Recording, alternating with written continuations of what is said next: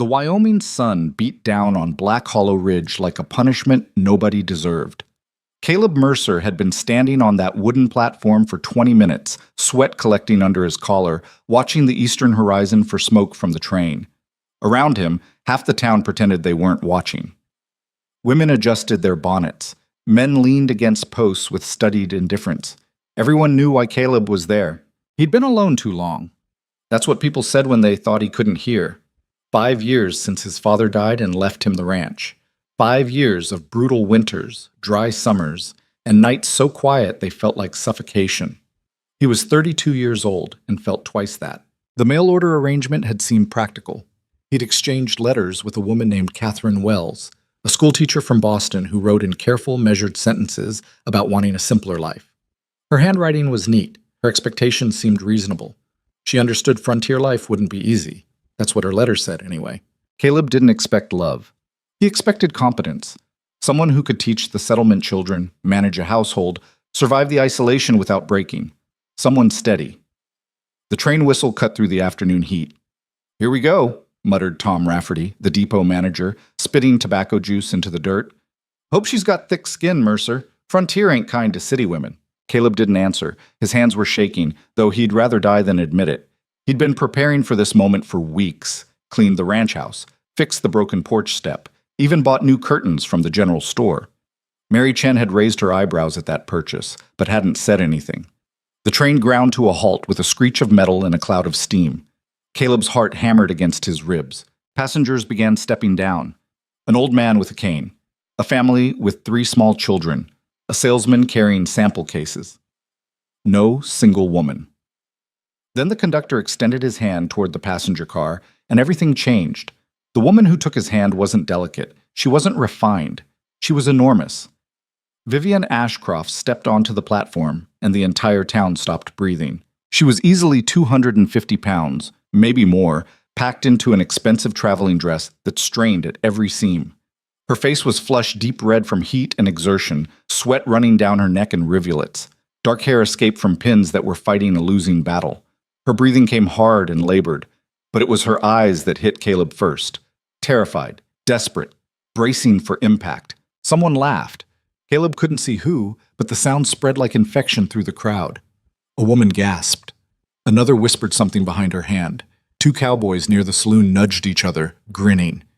"Jesus Christ," Tom Rafferty breathed beside him. "Is that—" "I don't know," Caleb said. His voice came out strangled. The woman, Vivian, scanned the platform with those frightened eyes until they landed on him.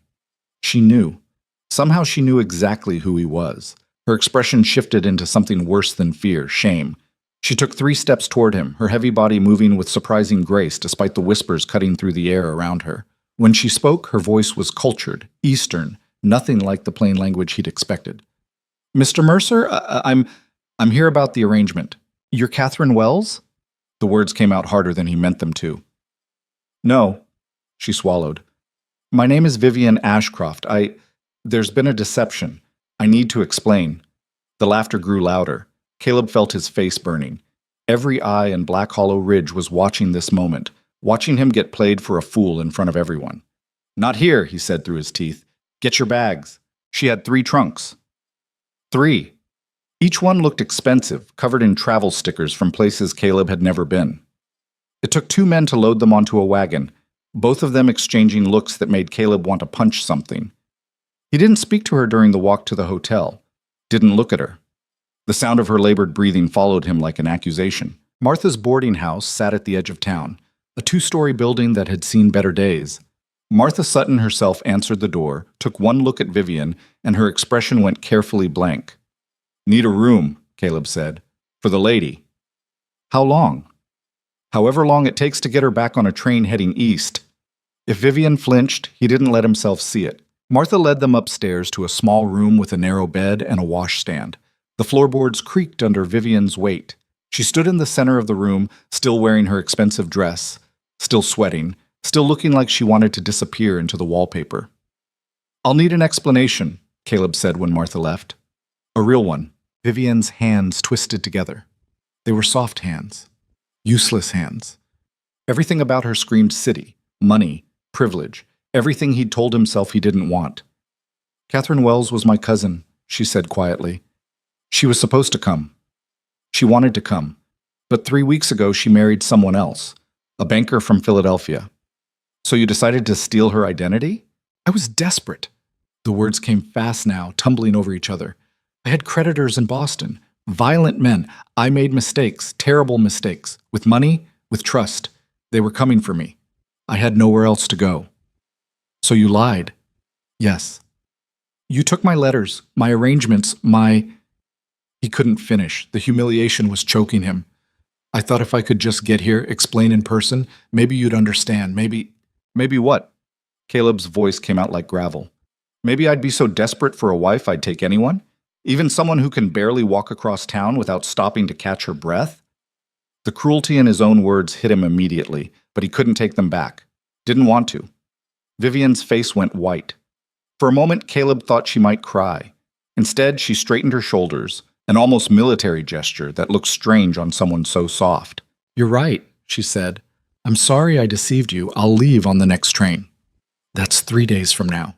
Then I'll stay here and keep out of your way until then. She turned away from him, facing the window, dismissing him. The gesture was so unexpected that Caleb just stood there, wrong-footed.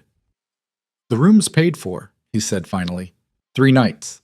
After that, you're on your own. He left before she could respond, his boots heavy on the stairs. Outside, the afternoon sun was starting to slant toward evening. Caleb walked past the general store, past the saloon, past the curious stares and barely hidden smirks. His jaw ached from clenching. 5 years of loneliness, and this was what he got. A liar in an expensive dress who'd probably never worked a day in her life, who looked at the frontier like it was going to eat her alive, and it probably would. He headed for the saloon. If there was ever a day for whiskey, this was it. By the next morning, the entire town knew the story. Or their version of it, anyway. Caleb heard the whispers when he came into Chen's general store for supplies. 2 women near the fabric section went quiet when he approached, then started up again the moment he passed. Can't believe she thought she could pass herself off. Poor Mr. Mercer. Waited all that time for... Won't last a week out here. Mary Chen, at least, had the decency to look sympathetic when she tallied his order. People talk too much in this town, she said quietly. They're not wrong, though. Caleb counted out coins. She lied, came here under false pretenses. Mary's expression stayed neutral. Still, must have taken courage, coming all this way alone. Courage or stupidity. Sometimes they're the same thing. Caleb took his supplies and left before the conversation could continue. He had work to do, fence repairs that wouldn't wait, livestock that needed tending. The ranch didn't care about his humiliation. He was halfway through fixing a broken gate when he heard horses approaching. 2 riders. Caleb recognized them both. Jack Morrison and Pete Hendricks. Hands from the double R spread north of town. Heard you had some excitement yesterday, Jack said, grinning. That true about the mail-order bride? None of your business. Come on, Mercer. Whole town's talking about it. They say she's big as a barn. They say she got off the train and the platform cracked, Pete added, laughing. Caleb's hands tightened on the fence post. You boys got nothing better to do than gossip like washwomen? Just saying, if you need help getting her back on that train, I don't need help. Now get off my property before I help you off. They left, still laughing, but the damage was done. Caleb spent the rest of the day in a black mood, taking his frustration out on manual labor until his shoulders screamed. He told himself he wouldn't go back to town, wouldn't check on her. She'd made her bed with lies, let her lie in it. But that evening, as shadows stretched across the valley, he found himself riding toward Black Hollow Ridge anyway, just to make sure she hadn't caused any more trouble. That's what he told himself. Martha's boarding house was quiet. Caleb tied his horse and was heading for the door when he heard raised voices from the alley beside the building. Think you can just show up here and humiliate decent folks? Caleb rounded the corner and stopped. 3 women had Vivian backed against the wall. Clara Foster, Rebecca Marsh, and young Sarah Hendricks, Pete's wife. They stood with arms crossed, faces hard with righteous anger. Vivian looked smaller somehow, despite her size, cornered. I wasn't trying to humiliate anyone, she said. Her voice shook but held steady. I made a mistake. I'm leaving in 2 days. 2 days too long, Clara said. You're making a mockery of this town, of Mr. Mercer. Dressing up in those fancy clothes, thinking you can come out here and play at being a frontier wife? Rebecca's voice dripped with contempt. Look at you. You can barely make it up a flight of stairs. I never claimed. Women like you don't belong here, Sarah cut in. She couldn't have been more than 19, but her cruelty had the confidence of youth. This land breaks strong women. What do you think it'll do to someone like you? Caleb should have walked away, should have let them handle it. Vivian had brought this on herself, but something about the scene stopped him. 3 against 1, the casual viciousness in their voices, the way Vivian's hands shook even as she refused to back down. That's enough, he heard himself say. All 4 women turned. Clara's eyes narrowed. Mr. Mercer, we were just... I heard what you were doing. He stepped closer, putting himself between them and Vivian. She's leaving in 2 days. Until then, she's paid for her room, and she's under Martha's roof. That makes her a guest in this town. A guest who lied to you, Rebecca said. My business, not yours. He looked at each of them in turn. Go home. They left, but not without backward glances that promised this conversation wasn't over. When they were gone, Caleb turned to Vivian. She was breathing hard again, her face flushed, but her eyes were dry. You didn't have to do that, she said. Didn't do it for you, did it? Because I don't like bullies. Even when the target deserves it? The question caught him off guard. He studied her face, really looked at her for the first time since the train platform. She was younger than he'd thought, maybe 27, 28. There were shadows under her eyes that spoke of sleepless nights and old fears. Nobody deserves that, he said finally. Something shifted in her expression. Not gratitude exactly, more like surprise that he'd said something decent. Thank you anyway. She moved past him toward the boarding house entrance, her heavy footsteps careful on the uneven ground. At the door, she paused. For what it's worth, Mr. Mercer, I am sorry. The letters Catherine wrote, they were real. She really did want this life. I wish I could have been her for you. Before he could respond, she disappeared inside. Caleb stood in the alley as dusk settled over the town, trying to figure out why his anger felt less certain than it had that morning. Oops. The next day brought trouble of a different kind. Caleb was shoeing his horse when Sheriff Coleman rode up, his face grim in a way that meant bad news. We got a problem, Coleman said without preamble. 3 men rode in this morning asking questions about a woman from Boston.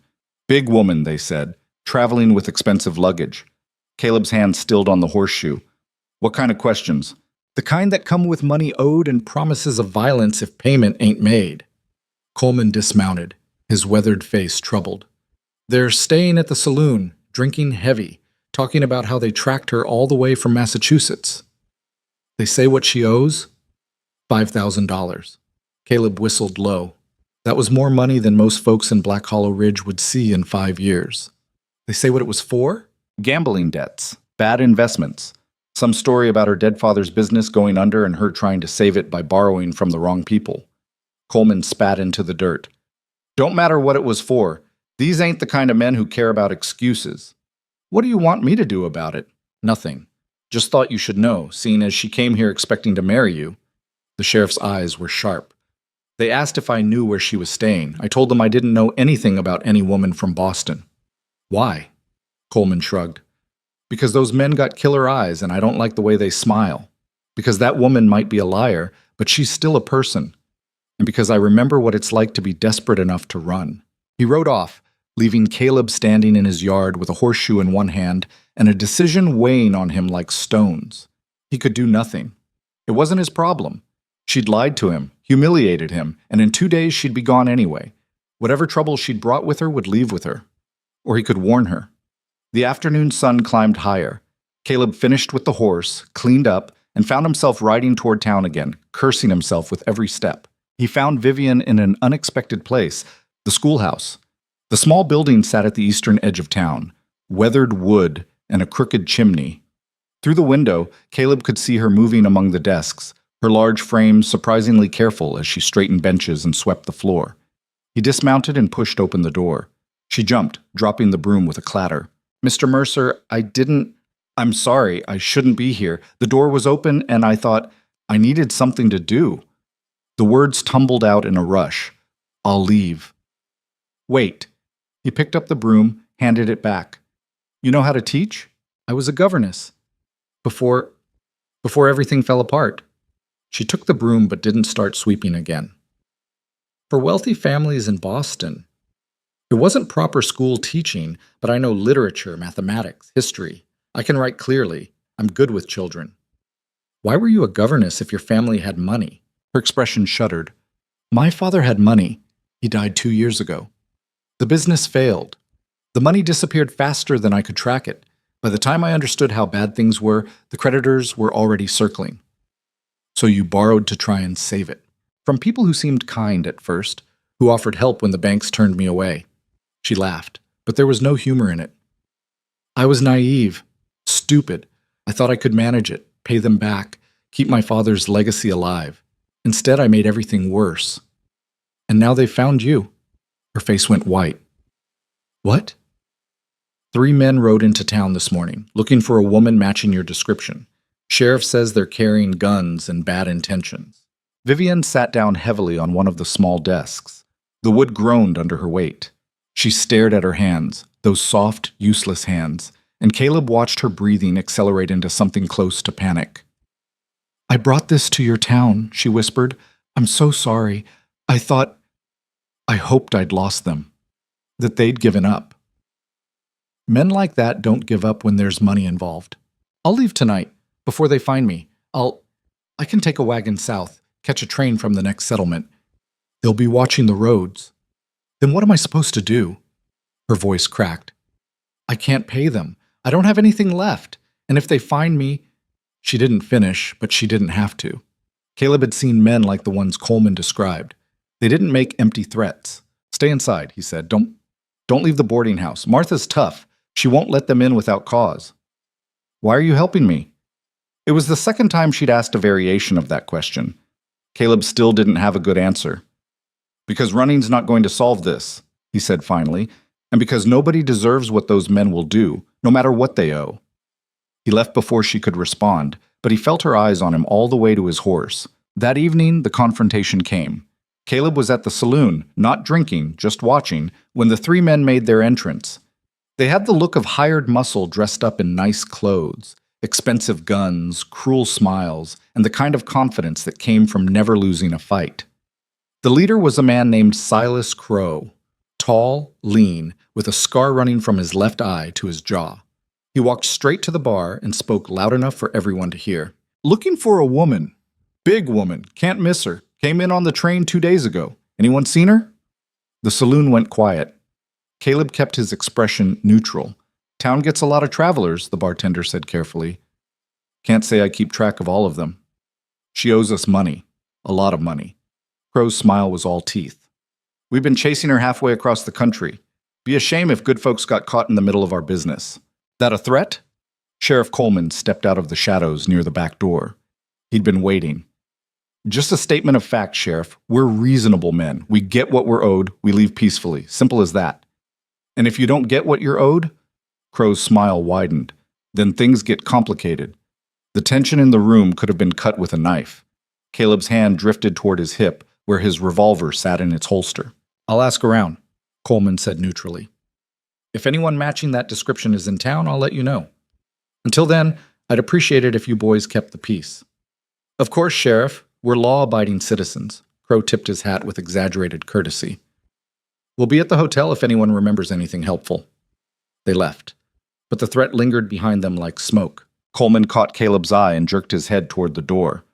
Outside, under the cover of darkness, the sheriff's diplomatic mask dropped. This is going to get ugly, he said. Those men aren't leaving without her or blood. Probably both. So what do we do? We? There's no we here, Mercer. She's not your wife, not your responsibility. She came here because of me. She came here because she was running. You were just the convenient destination. Coleman pulled out a cigarette, lit it with shaking hands. I'm too old for this. This town's too small for this. We got maybe 6 men who can shoot straight, and half of them would rather hide than fight. You gonna hand her over? I'm gonna try like hell to keep everyone alive. Coleman took a long drag. But if it comes down to her or this town, I know which one I'm choosing. Caleb understood. He'd make the same choice.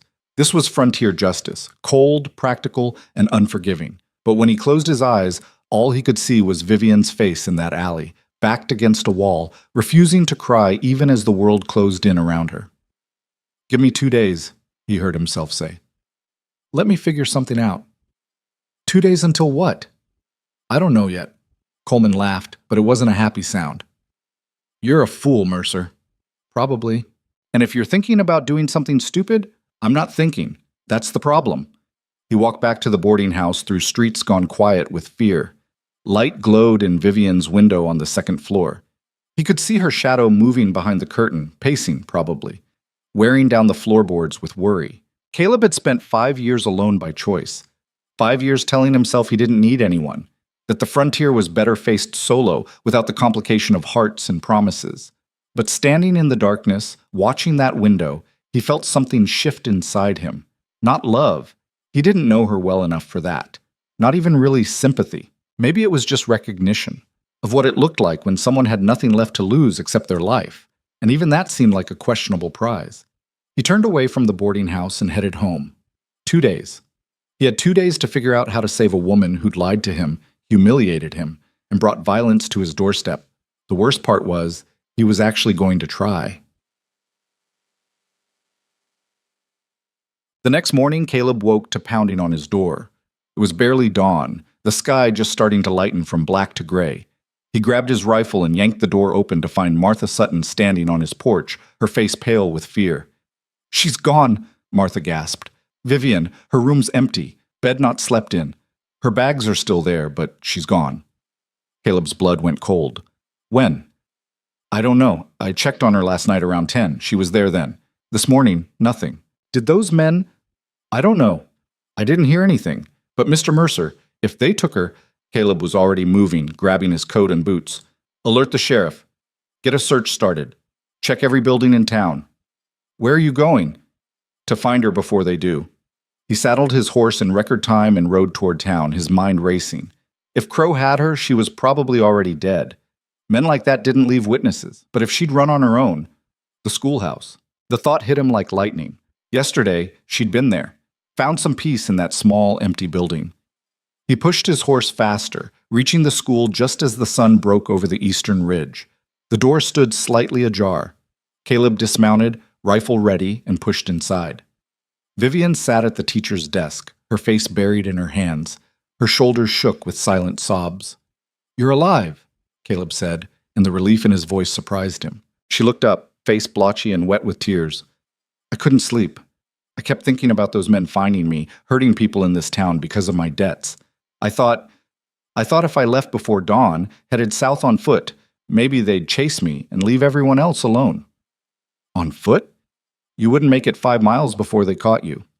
"Better me than innocent people dying for my mistakes." Caleb lowered the rifle, studying her. The expensive dress was wrinkled now, stained with sweat and dirt. Her hair had come completely loose from its pins. She looked exhausted, terrified, and somehow still defiant. "Why'd you stop?" he asked.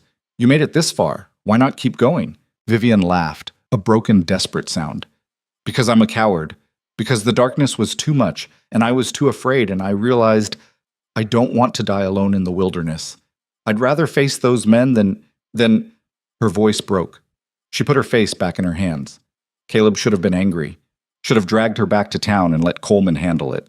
Instead, he found himself crossing the room, pulling up a small chair that creaked under his weight, and sitting across from her. "Tell me about the money," he said quietly. "What?" $5,000. That's a lot of debt. Tell me how it happened." She looked at him like he'd lost his mind. "Why does it matter?" "Because if I'm going to help you, I need to understand what I'm dealing with." "You're going to help me?" Her voice was barely a whisper. "Why?" "Don't know yet. Maybe I'm as stupid as you are." He leaned back, the chair protesting. "Start talking." So she did. The story came out in fits and starts. A father who'd built a shipping business from nothing, who'd taught his daughter everything about commerce and trade, who'd died suddenly and left her in charge of a company she didn't fully understand. Debts she didn't know existed. Partners who disappeared. Investors who demanded payment. "I tried to keep it together," she said. "Sold everything we owned. The house, the furniture, my mother's jewelry. But it wasn't enough. The business was collapsing and I was drowning. So you borrowed from Crow." He seemed legitimate at first. He had an office, references. He said he helped people in difficult situations. Her hands twisted in her lap. By the time I realized what kind of man he really was, I'd already signed papers I couldn't escape from. And when you couldn't pay? He sent men to my home. They were polite at first, courteous even, but there was something in their eyes. Something that told me politeness wouldn't last. She swallowed hard. That's when I knew I had to run. So you stole your cousin's identity and came here. Catherine was my only family left. She'd been writing to you for months, excited about starting over. When she told me she wasn't coming, that she'd chosen her banker instead, I saw a chance, a way out, a selfish way out. Vivian's eyes flashed with anger for the first time. Yes, it was selfish. It was desperate and wrong, and I hurt you in the process. But I'm not going to apologize for trying to survive. The fire in her voice caught Caleb off guard. For a moment, he glimpsed something beneath the fear and shame, something harder, stubborn. Those men, he said slowly, they're not going to stop. Even if you had the money, they'd probably kill you anyway. Can't leave witnesses when you're running an illegal lending operation. I know. And you can't outrun them. They've tracked you this far. They'll track you anywhere. I know that too. So what's your plan? She laughed again, that same broken sound. I don't have one. I'm a coward who ran out of road. Caleb stood up, his boots loud on the wooden floor. Outside, he could hear the town waking up. Voices calling, horses moving, the ordinary sounds of life continuing despite the violence hanging over them all. Come on, he said. We're going back to town. So they can find me? So we can figure out how to stop them. She stared at him. You have a plan?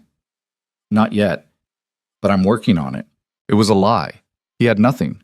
But as he watched Vivian pull herself to her feet, watched her struggle with her own weight and exhaustion and fear, but still managed to stand, Caleb realized something had changed.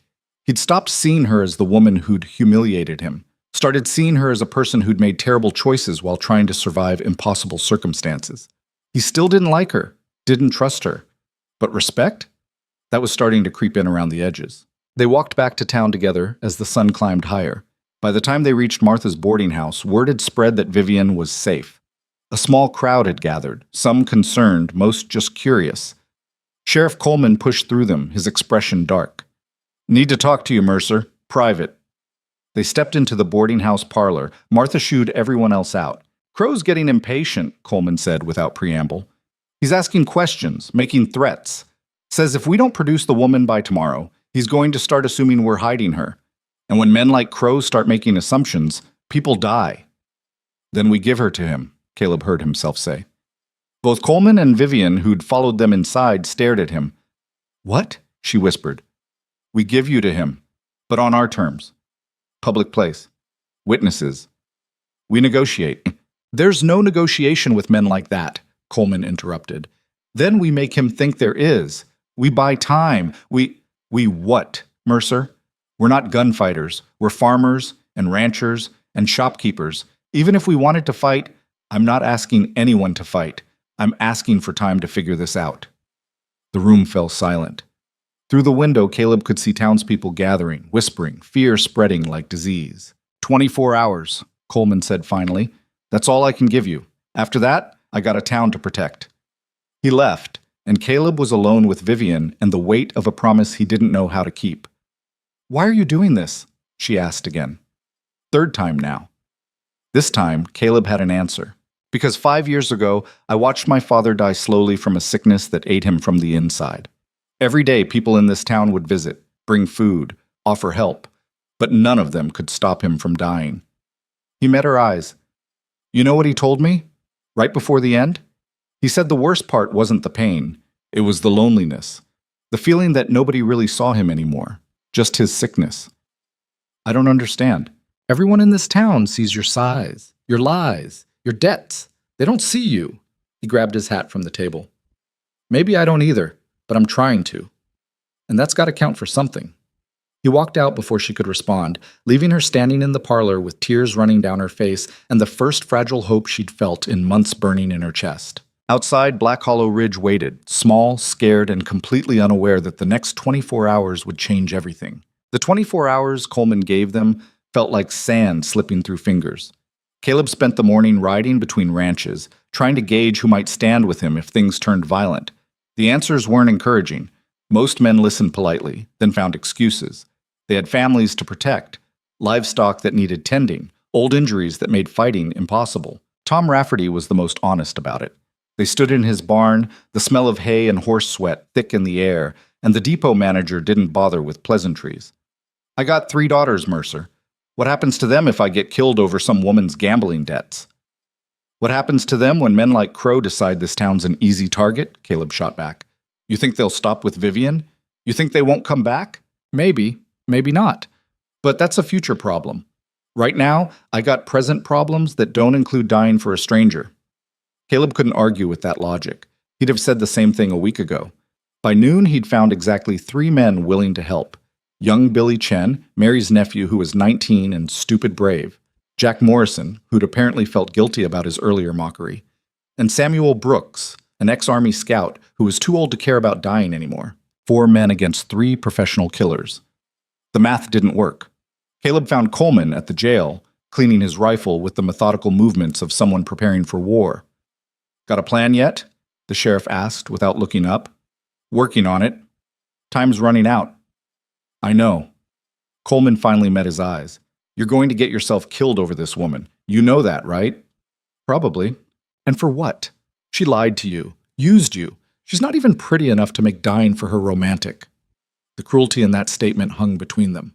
Caleb felt anger flash hot in his chest, but Coleman's expression stayed neutral, just stating facts as he saw them. "Beauty's got nothing to do with it," Caleb said quietly. "Then what does?"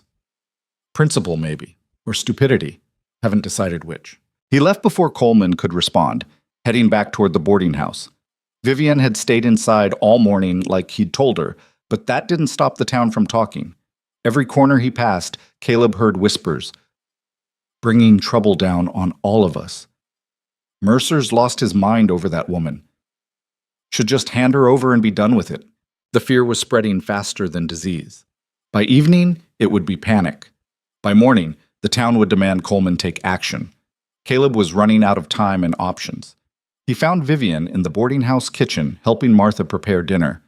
The sight stopped him in the doorway. This wealthy woman from Boston, sleeves rolled up, hands covered in flour, working dough like she'd done it her whole life. Martha saw him first. She insisted on helping, said she needed something to do or she'd go crazy. Vivian looked up, her face flushed from the heat of the stove. "I'm not very good at this. The bread keeps sticking." "You're doing fine," Martha said, surprising both of them. The older woman had been cold to Vivian since she arrived, but something had shifted. "Better than fine, actually. Most city women wouldn't even try." Caleb cleared his throat. "Need to talk to her. Alone." Martha nodded and disappeared into the pantry. Vivian wiped her hands on her apron, one of Martha's too small for her frame, and faced him with that same braced expression she'd worn on the train platform. "You haven't found help," she said. "Not a question." "No." "How many men?" "4, including me. Against 3 trained killers." She laughed, but it came out shaky.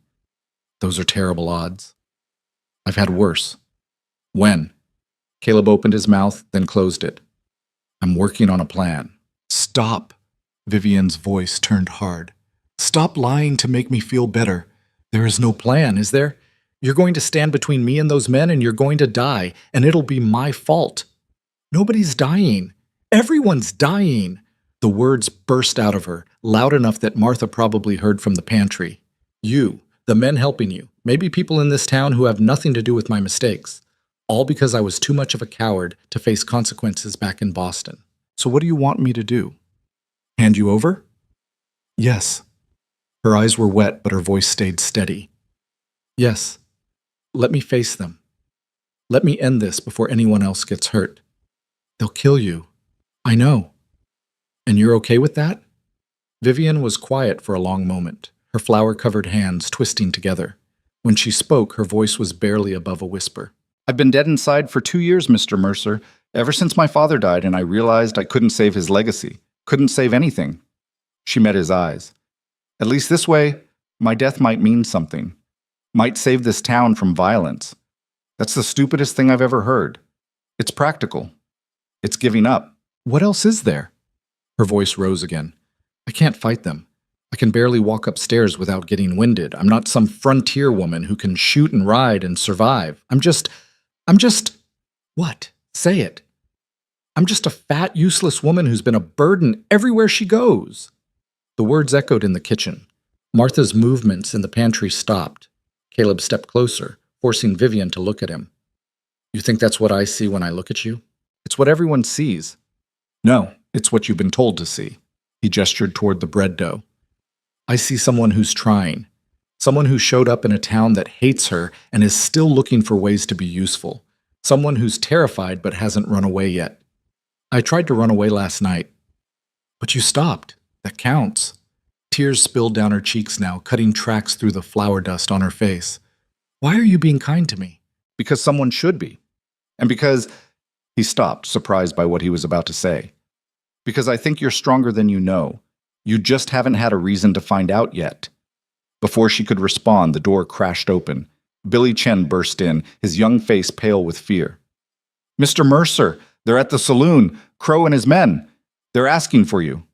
The moment had arrived sooner than expected. Caleb turned to Vivienne. Stay here. Lock the door. Don't open it for anyone but me or Coleman.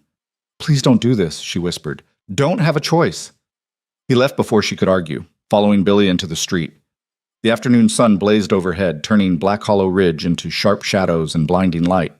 People had cleared off the main road, watching from windows and doorways. The saloon doors swung open and Silas Crow stepped out, flanked by his two men. They'd been drinking. Caleb could see it in the loose way they moved, but not enough to make them careless. Mr. Mercer, Crow called out, his scarred face splitting into a smile.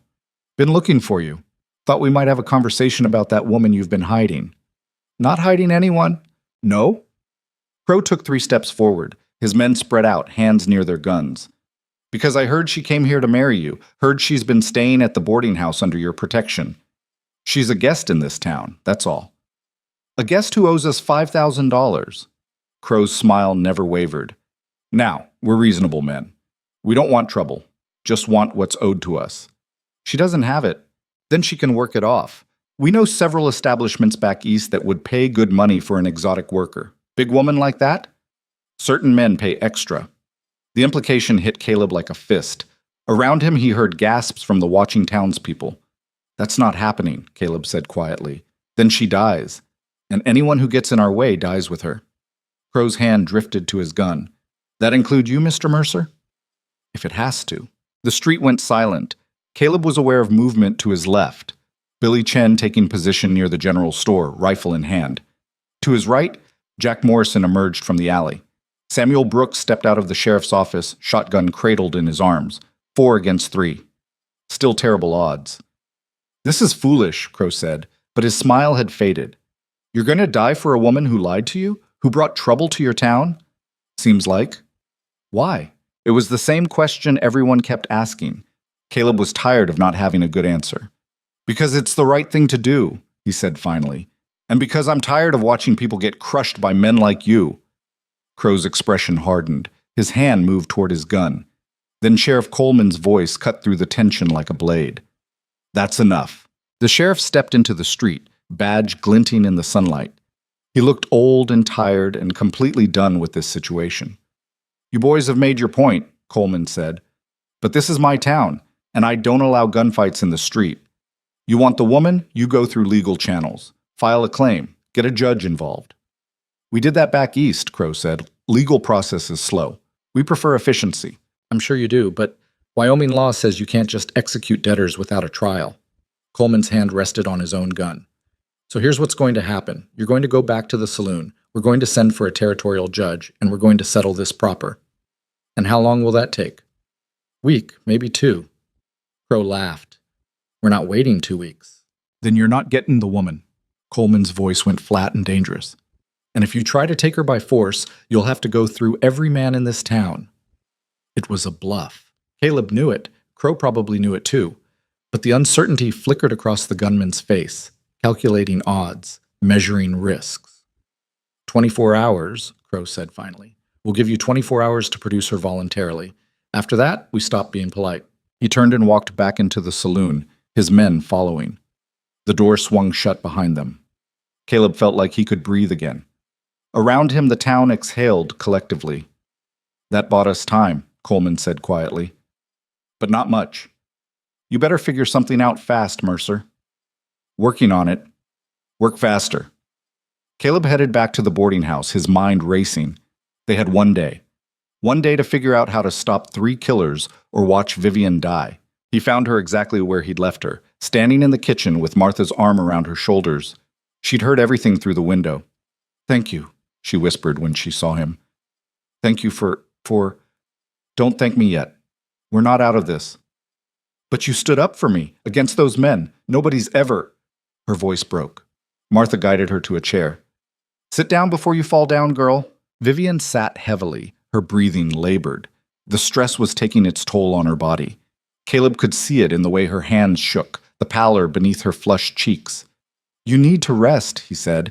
"I need to help. There has to be something I can do." "You can stay alive. That's enough." But as he said it, an idea began forming in the back of his mind. Crazy. Dangerous. Probably impossible.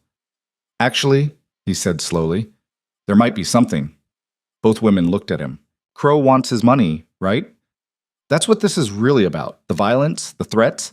It's all just leverage to get paid." "I don't have $5,000, Vivian said. "I told you. But what if we could make him think you do?" "How?" Caleb's mind was working faster now, pieces clicking together. "This town has money.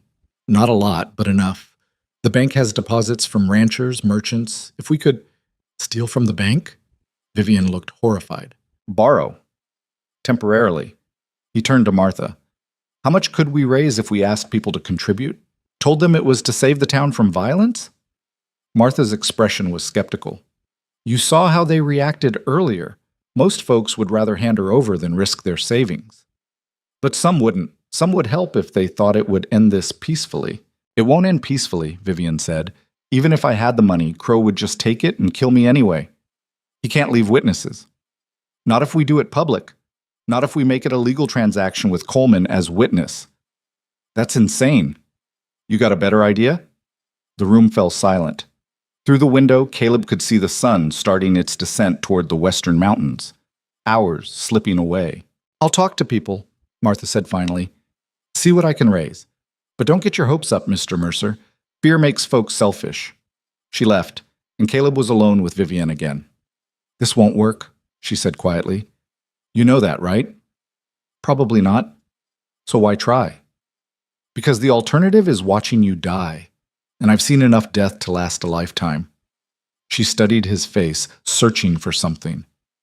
"You didn't even like me 3 days ago. You were angry, humiliated. Still am, a little." "Then why?" "Because anger's easy. It's safe. Lets you keep everyone at a distance." Caleb pulled up a chair, its legs scraping against the floorboards. "My father used to say that the measure of a man wasn't how he treated people who pleased him. It was how he treated people who disappointed him. I definitely disappointed you." "Yeah, you did." He met her eyes. "But I'm starting to think maybe I disappointed myself more. Spent 5 years alone because I was too afraid to let anyone close enough to hurt me. Then you showed up, the exact opposite of what I thought I wanted. And you terrified me." "I terrified you?" "Not your size.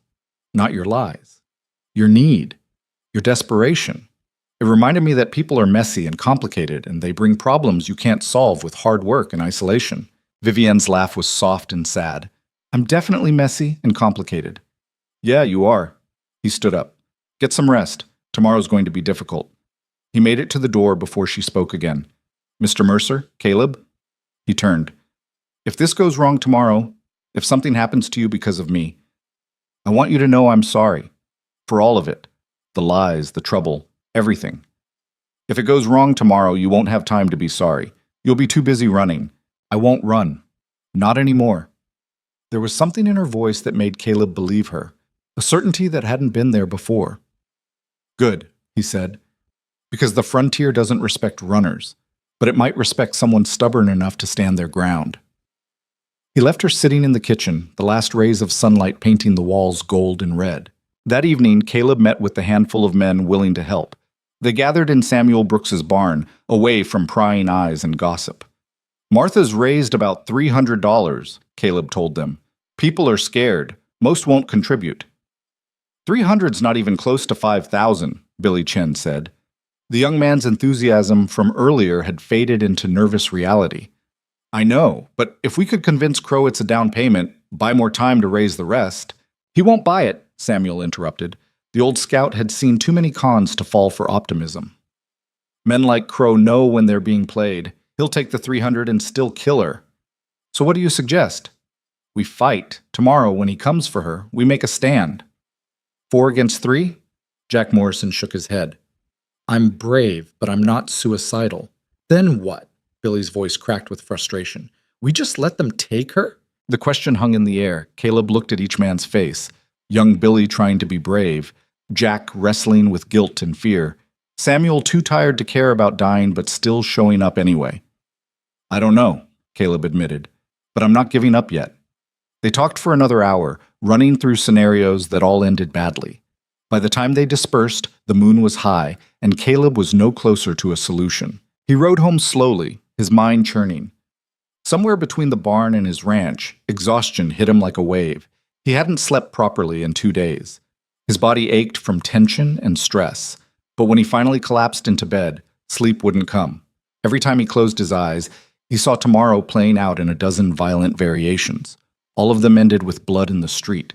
He must have dozed eventually because he woke to pounding on his door again. Dawn light streamed through the windows. This time it was Coleman, and his face told Caleb everything he needed to know before the sheriff even spoke. They're making their move. Now. Didn't wait for the deadline. Caleb was up and dressed in seconds, grabbing his gun belt. Where? Heading toward the boarding house, whole town's watching. They rode hard towards Black Hollow Ridge, Caleb's heart hammering against his ribs. This was it. No more time for plans or strategies. Whatever happened next would be improvised and desperate. The scene that greeted them in town was worse than he'd imagined. Crow and his men had Vivian outside the boarding house, forcing her toward their horses. Martha stood in the doorway, her face bloodied. She'd tried to stop them and gotten hit for it. Vivian's hands were bound. She stumbled as they dragged her, her size making movement difficult. But she wasn't crying, wasn't begging. Her face was set in grim determination. Let her go, Caleb shouted, dismounting at a run. Crow turned, that scarred smile back in place. We waited long enough. Time for talking's over. You got 12 hours left on your deadline. We changed our minds. Crow pressed his gun against Vivian's temple. Now back off, or I end this right here. The street was packed with townspeople, all watching in horrified silence. Caleb saw families, children, people he'd known his whole life.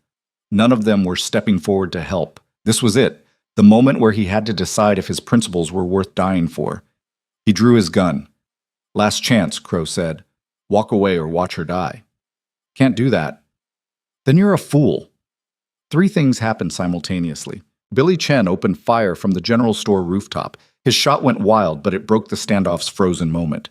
Samuel Brooks rushed from the alley with his shotgun. And Vivian, bound hands and all, drove her elbow backward into Crow's stomach with enough force to make him grunt and loosen his grip. Then everything exploded into chaos. Gunfire erupted from multiple directions. Caleb dove for cover behind a water trough, returning fire toward Crow's men. Glass shattered as bullets punched through storefronts. Horses screamed and bolted. Through the smoke and confusion, Caleb saw Vivian hit the ground hard, rolling toward the boarding house porch. Martha grabbed her and pulled her inside. One of Crow's men went down, Samuel's shotgun finding its target, but the old scout took a bullet to the leg and collapsed, cursing. Jack Morrison fired from behind a wagon, his shots forcing Crow's remaining man to retreat toward the saloon, and Crow himself, furious now, advanced on Caleb's position with his gun blazing. Caleb felt a bullet slice past his ear, so close he felt the heat. He aimed carefully, squeezed the trigger. Crow jerked backward, blood blooming on his shoulder. Not fatal, but enough to slow him down. The gunman's eyes widened with shock and rage. You'll pay for that, Mercer. Get out of my town, Caleb said, his gun steady on Crow's chest. For a long moment, they stared at each other across the blood-spattered street. Crow's remaining man was already running toward their horses. Samuel sat against a post, clutching his bleeding leg, but with his shotgun still aimed and ready. Crow calculated the odds. One man dead, himself wounded, facing 4 armed men who'd proven they'd actually fight. "This isn't over," he spat. "She still owes. We'll be back. Then we'll be ready." Crow backed toward his horse, keeping his gun up. His remaining man helped him mount, and together they rode out of town at a gallop, leaving a trail of dust and blood behind them. The silence that followed was deafening. Caleb's hands were shaking. His ears rang from gunfire. Around him, the town slowly emerged from hiding, staring at the destruction. Broken windows, blood in the dirt, a dead man sprawled in the street. "Samuel!" Caleb rushed to the old scout. The leg wound was bad but not fatal if they got it treated quickly. "I'm fine," Samuel growled. "Check on the girl." Caleb ran to the boarding house. Martha met him at the door, her face still bleeding but her eyes fierce. "She's inside. She's alive." He found Vivian sitting on the floor, her bound hands finally cut free, her whole body shaking with shock and adrenaline. When she saw him, something broke in her expression. "You're alive," she whispered. "So are you. That man, one of them is dead because of me. He's dead because he chose violence. That's not on you." But Vivian was crying now, great heaving sobs that shook her whole frame.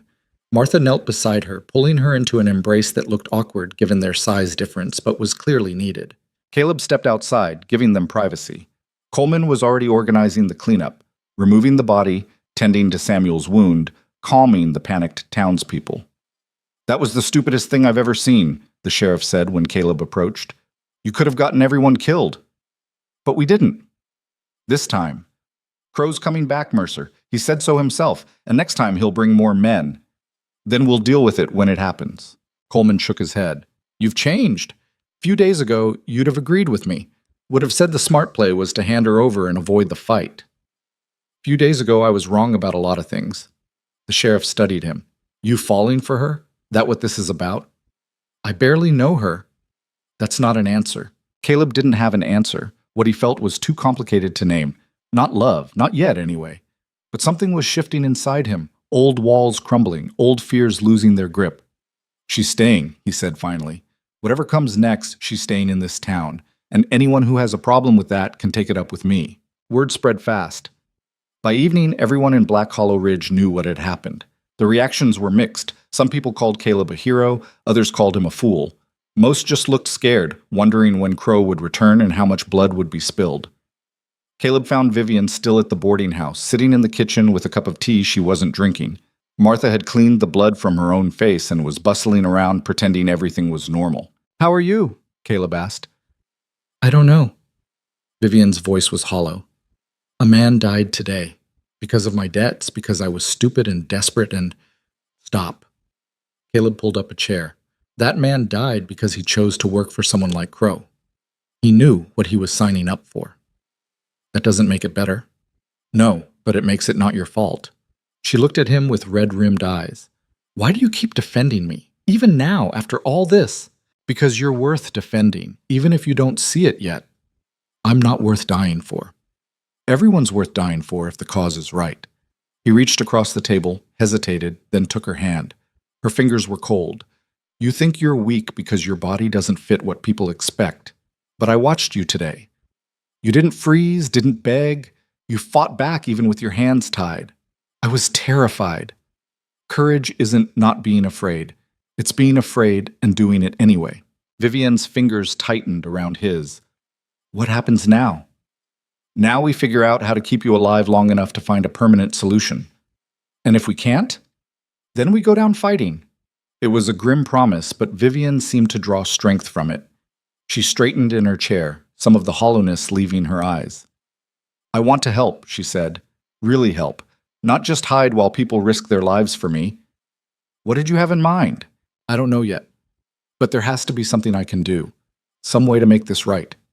Caleb nodded slowly. An idea was forming, crazy, dangerous, but maybe possible. "Can you shoot?" he asked. "No." "Can you ride?" "Barely." "Can you think strategically, plan ahead?" Vivian's expression shifted. "Yes, that I can do. I managed my father's business for 2 years. I'm good with numbers, logistics, seeing patterns." "Then start thinking.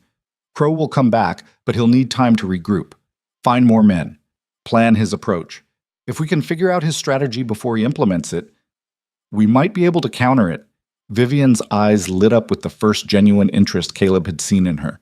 I need maps, information about the area, any intelligence on Crow's operation. I'll get you what I can find. She stood up, moving with new purpose despite her exhaustion. And I need to talk to people, find out what they know, what they've heard, build a complete picture. Town's not exactly friendly to you right now. Then I'll have to change that. Her jaw set with determination. If I'm going to stay here, if this is going to be my home, I need to earn their trust. That's not going to be easy. Nothing about my life has been easy, Mr. Mercer. I'm used to it. She walked past him toward her room, her heavy footsteps purposeful now instead of defeated. Caleb watched her go, feeling something shift in his chest.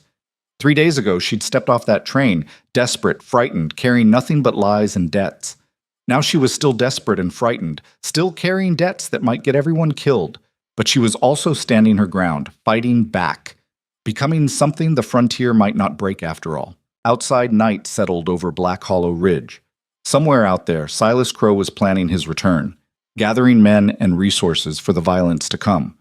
But here, in this small town that had tried to reject her, Vivian Ashcroft was planning too, and Caleb was starting to think that might be enough to tip the scales.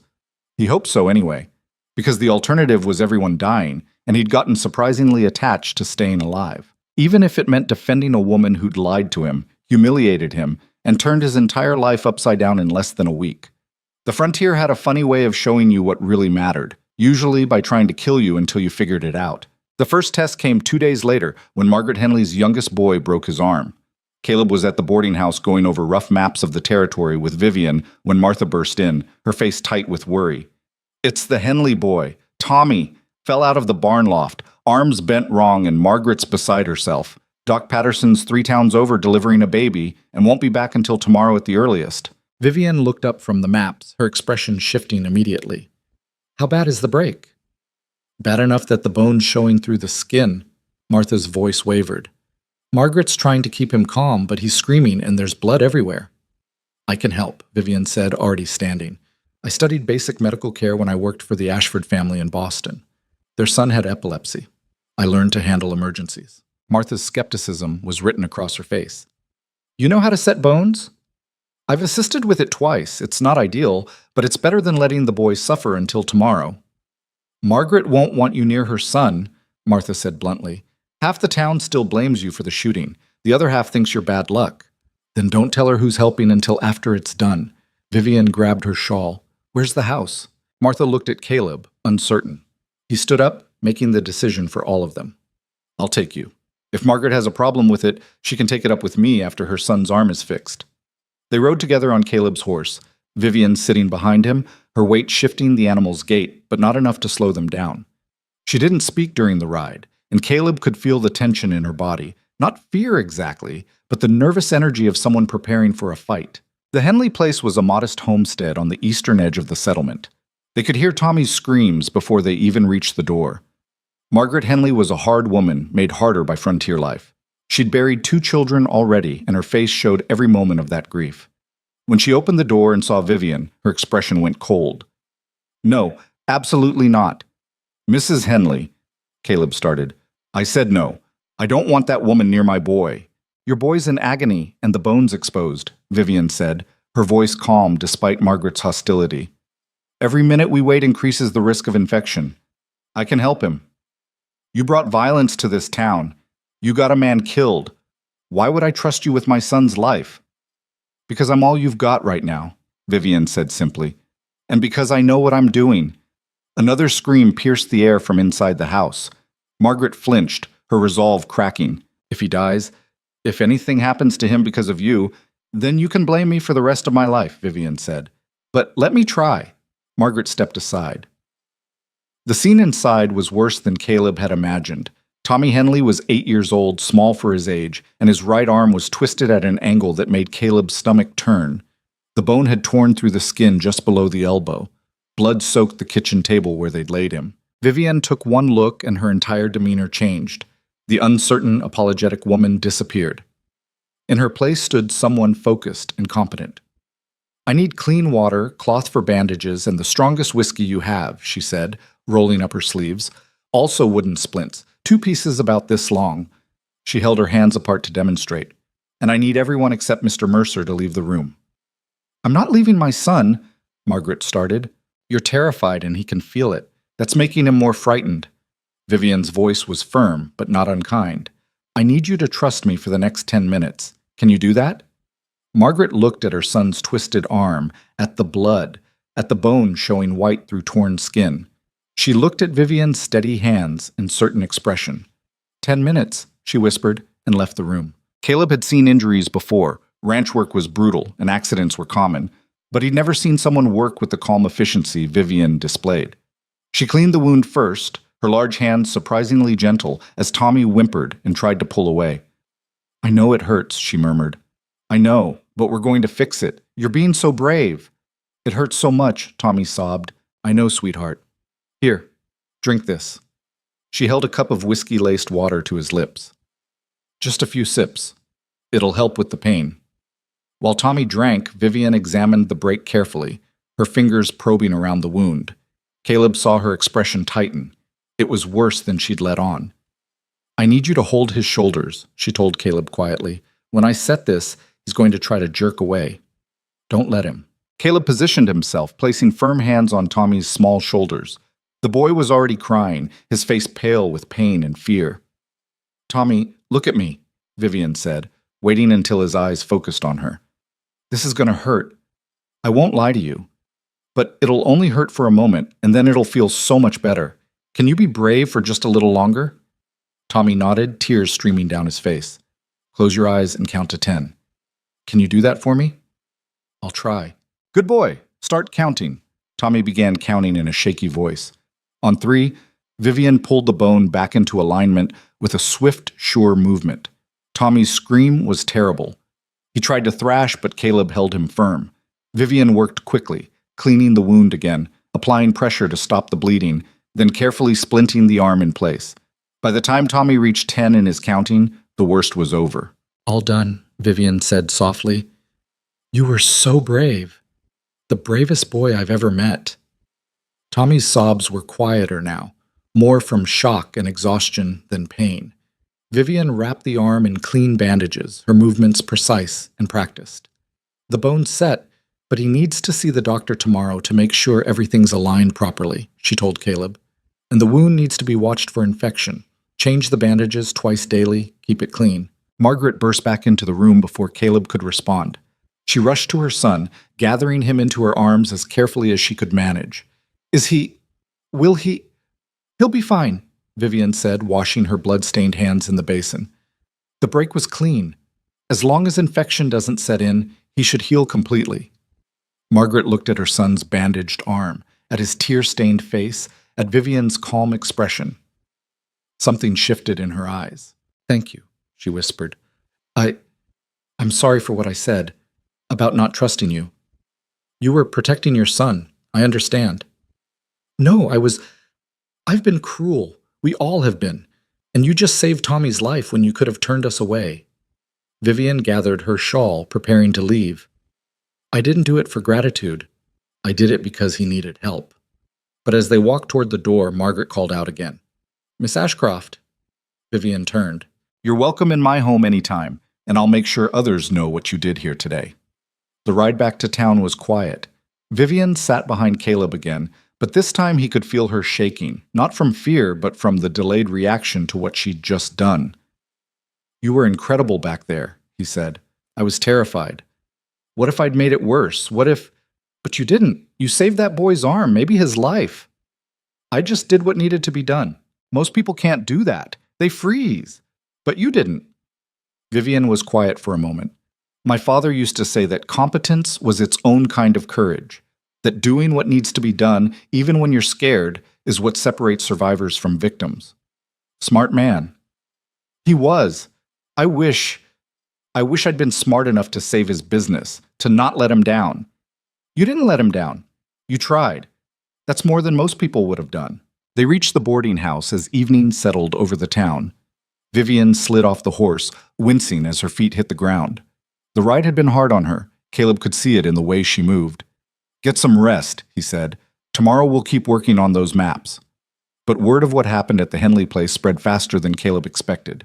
By the next morning, 3 more families had shown up at the boarding house asking for Vivian's help with various ailments: a colicky baby, an infected wound, a woman with a fever that wouldn't break.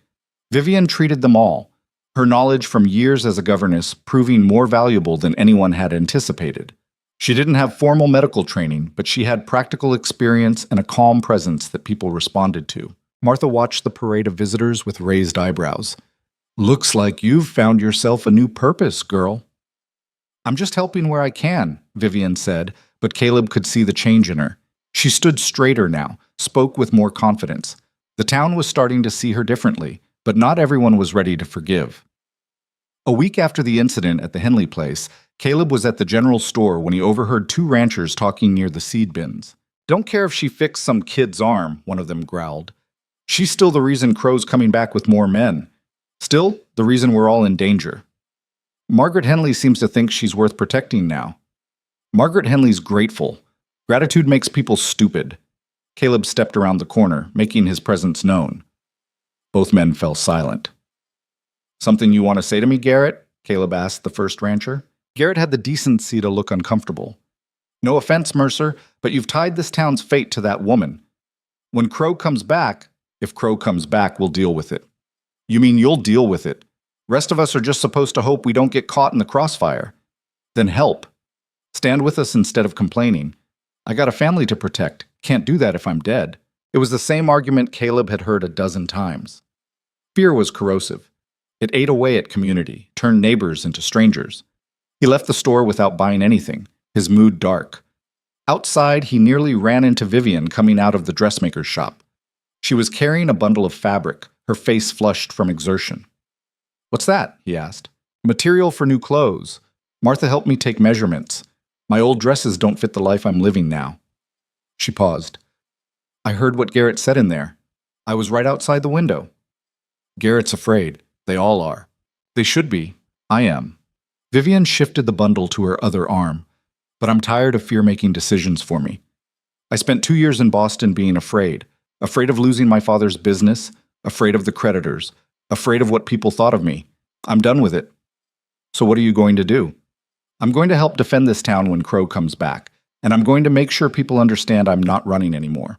Before Caleb could respond, a rider thundered into town from the east. Young Billy Chen, covered in dust and riding hard. "Mr. Mercer, Sheriff Coleman," Billy was shouting before he even dismounted. "Trouble at the Morrison Ranch, fire in the barn and livestock scattered everywhere." Caleb felt his blood go cold. "Crow?" "Don't know for sure, but Jack said he saw 3 riders heading north right before the fire started." It was beginning Crow's revenge. Within an hour, half the town had ridden out to the Morrison place. The barn was beyond saving. Flames had consumed most of the structure before anyone could arrive with buckets. Jack and his wife Sarah stood watching their livelihood burn, their faces hollow with shock. "Lost everything," Jack said numbly. "The hay, the equipment, 10 head of cattle that were penned inside." "Did you see who did it?" Coleman asked. 3 men on horseback rode up, threw something through the barn door, and rode off before I could get my rifle." Jack's hands were shaking. "This is because I helped you, isn't it, Mercer? Because I stood with you against Crow?" The accusation hung in the air like smoke. Caleb couldn't deny it. "I'll help you rebuild," he said. "Whatever it costs." "Rebuild with what?" Sarah Morrison's voice was sharp with anger and fear. "We put everything we had into this place. The barn, the livestock, it's gone. We're ruined. We'll figure something out." "You already figured something out. You figured out how to protect that woman and drag the rest of us down with you." Other men were nodding. Even those who'd been sympathetic to Vivian were looking at the burning barn and doing calculations in their heads. How much would it cost them to stay loyal? Was anyone's life worth this? Coleman pulled Caleb aside, out of earshot of the growing crowd. "This is going to turn," the sheriff said quietly. "People are already scared. Now Crow's shown he can strike at anyone who helped you. By tomorrow, you won't have any allies left. So what do you suggest?" "Same thing I've been suggesting. Give him the woman." "No?" "Mercer, be reasonable." "I said no." Coleman's expression hardened. "Then you're on your own. I've got a whole town to protect. I can't do that if I'm choosing sides." He walked away, leaving Caleb standing alone while the barn collapsed in on itself with a shower of sparks. Vivienne was waiting at the boarding house when Caleb returned. She'd heard about the fire. Everyone had. "They're turning against us," she said. It wasn't a question. "Yeah. You should let me go. End this before anyone else gets hurt." "Where would you go?" "Anywhere. Doesn't matter." She was pacing now, her heavy footsteps wearing a path in the floorboards. "I could head south, catch a train from Colorado. Crow would follow me and leave this town alone. And then he'd kill you somewhere between here and there, and it would all be for nothing. At least you'd be safe. These people would be safe." Caleb grabbed her arm, stopping her pacing. "Listen to me. Crow's not going to leave this town alone whether you're here or not. He's already made enemies, already shown weakness by retreating the first time. Men like that don't forgive. They escalate. So what do? We get ready to fight. With what army? You heard Coleman. Nobody's standing with us anymore. Then we fight alone if we have to." Vivienne pulled her arm free, her eyes searching his face. "Why? Why keep doing this? You don't owe me anything. You could walk away right now and nobody would blame you." "I'd blame me. That's not good enough. I need to understand why you're willing to die for someone who lied to you, used you, brought nothing but trouble. Because you're worth it," Caleb said, the words coming out rougher than he intended. "Because somewhere in the past 2 weeks, I stopped seeing you as a problem and started seeing you as a person who's trying despite everything, who's helping people despite them hating you, who's scared but standing anyway. That doesn't make me worth dying for." "Maybe not to you, but to me." He stepped closer. "I've spent 5 years alone because I was too afraid to let anyone matter, too afraid to risk getting hurt. You showed up and reminded me what it costs to live that way, what you lose when you stop caring about anything except safety. You barely know me. I know enough. I know you're stubborn and brave and smarter than you give yourself credit for. I know you stayed in that kitchen and helped Martha even when the town wanted you gone. I know you fixed Tommy Henley's arm when you could have let him suffer. I know you're not the woman who stepped off that train. You're becoming someone stronger." Vivienne's eyes were wet. "What if I'm not strong enough? What if when Crow comes back I freeze? What if I get you killed? Then we die trying, but at least we'll die fighting for something that matters." Before she could respond, Martha came rushing in, her face pale. "It's Samuel Brooks. He's taken a turn for the worse. That leg wound from the shooting, it's infected. Doc Patterson's trying to save the leg, but it's bad." They rushed to the doctor's office, a small building at the edge of town that smelled of carbolic and blood. Doc Patterson was an old man with shaky hands and whiskey on his breath, but he was the only medical help for 50 miles. Samuel lay on the examination table, his face gray with pain and fever. The leg wound had turned angry red, streaked with black lines that spoke of spreading infection. "I've done what I can," Patterson said. "But without proper antibiotics, the infection's going to kill him. Might take the leg too if it spreads much further." "What do you need?" Vivienne asked, stepping forward. Patterson looked at her with surprise. "You got medical training?" "Some. Enough to assist." "Then I need you to hold him down while I clean this wound again. It's going to hurt like hell and he's going to fight." For the next 3 hours, Vivienne worked alongside Doc Patterson, following his instructions with steady hands while Samuel screamed and cursed. She never flinched, never hesitated, never showed the exhaustion that Caleb could see building in her eyes. By the time they finished, Samuel was unconscious from pain and whiskey. The infection wasn't gone, but they'd fought it back from the brink. "He might make it," Patterson said, washing his hands. "Might not. Next 24 hours will tell." He looked at Vivienne with something approaching respect. "You did good work here. Where'd you learn medical care?" "Boston. I was a governess for families with sick children." "Governess?" Patterson snorted. "Fancy word for nurse. Well, if you're staying in this town, I could use the help. Getting too old to do this alone." "I'm staying," Vivienne said, and Caleb heard the certainty in her voice. They left Samuel in Patterson's care and walked back toward the boarding house. Dawn was breaking over the eastern mountains, painting the sky in shades of pink and gold. "You haven't slept," Caleb observed. "Neither have you." "I'm used to it. You're not." Vivienne laughed, a tired sound. "I'm getting used to a lot of things I never thought I'd have to. Exhaustion's the least of it." They reached the boarding house to find a crowd gathered outside. At first, Caleb thought it was trouble, more angry townspeople demanding action. Then he saw Margaret Henley at the front, holding her son's good hand. "Miss Ashcroft," Margaret called out. "We heard about what you did for Samuel Brooks. Worked all night trying to save his leg." "Doc Patterson did most of the work," Vivian said carefully. "That's not what he told us." Margaret stepped forward. "We wanted you to know, some of us anyway, that we're grateful. For Tommy, for Samuel, for trying to help even when we've been cruel to you." Other voices chimed in. Women Vivian had helped with sick children, men whose injuries she'd tended. Not the whole town, not even close, but enough to matter. "We can't fight Crow for you," Margaret continued, her voice shaking. "Most of us aren't fighters. We're farmers, mothers, people just trying to survive. But we can help in other ways: food, supplies, information, whatever you need." It wasn't an army, it wasn't even real protection. But it was something, a shift in the wind, a crack in the wall of hostility. Vivian's voice was thick when she spoke.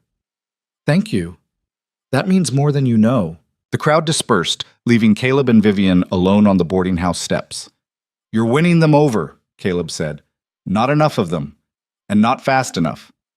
But despite her words, Vivian was smiling, the first genuine smile Caleb had seen since she arrived. 2 days later, the second attack came. This time it was the town's water supply. Someone poisoned the main well with dead animals, making it unusable. It would take weeks to dig a new one, and in the meantime, Black Hollow Ridge would have to haul water from the river 3 miles away. The message was clear. Crow could strike anywhere, anytime.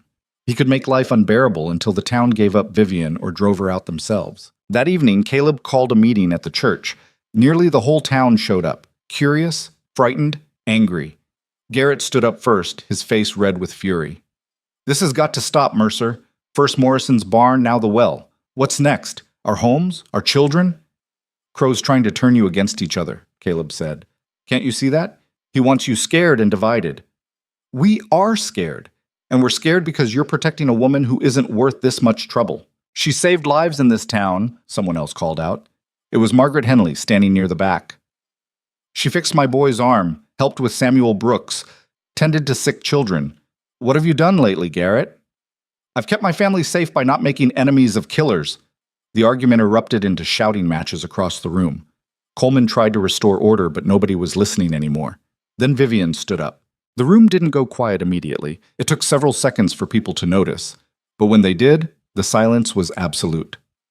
"You're right to be angry," Vivian said, her voice carrying clearly despite its softness. "This is my fault.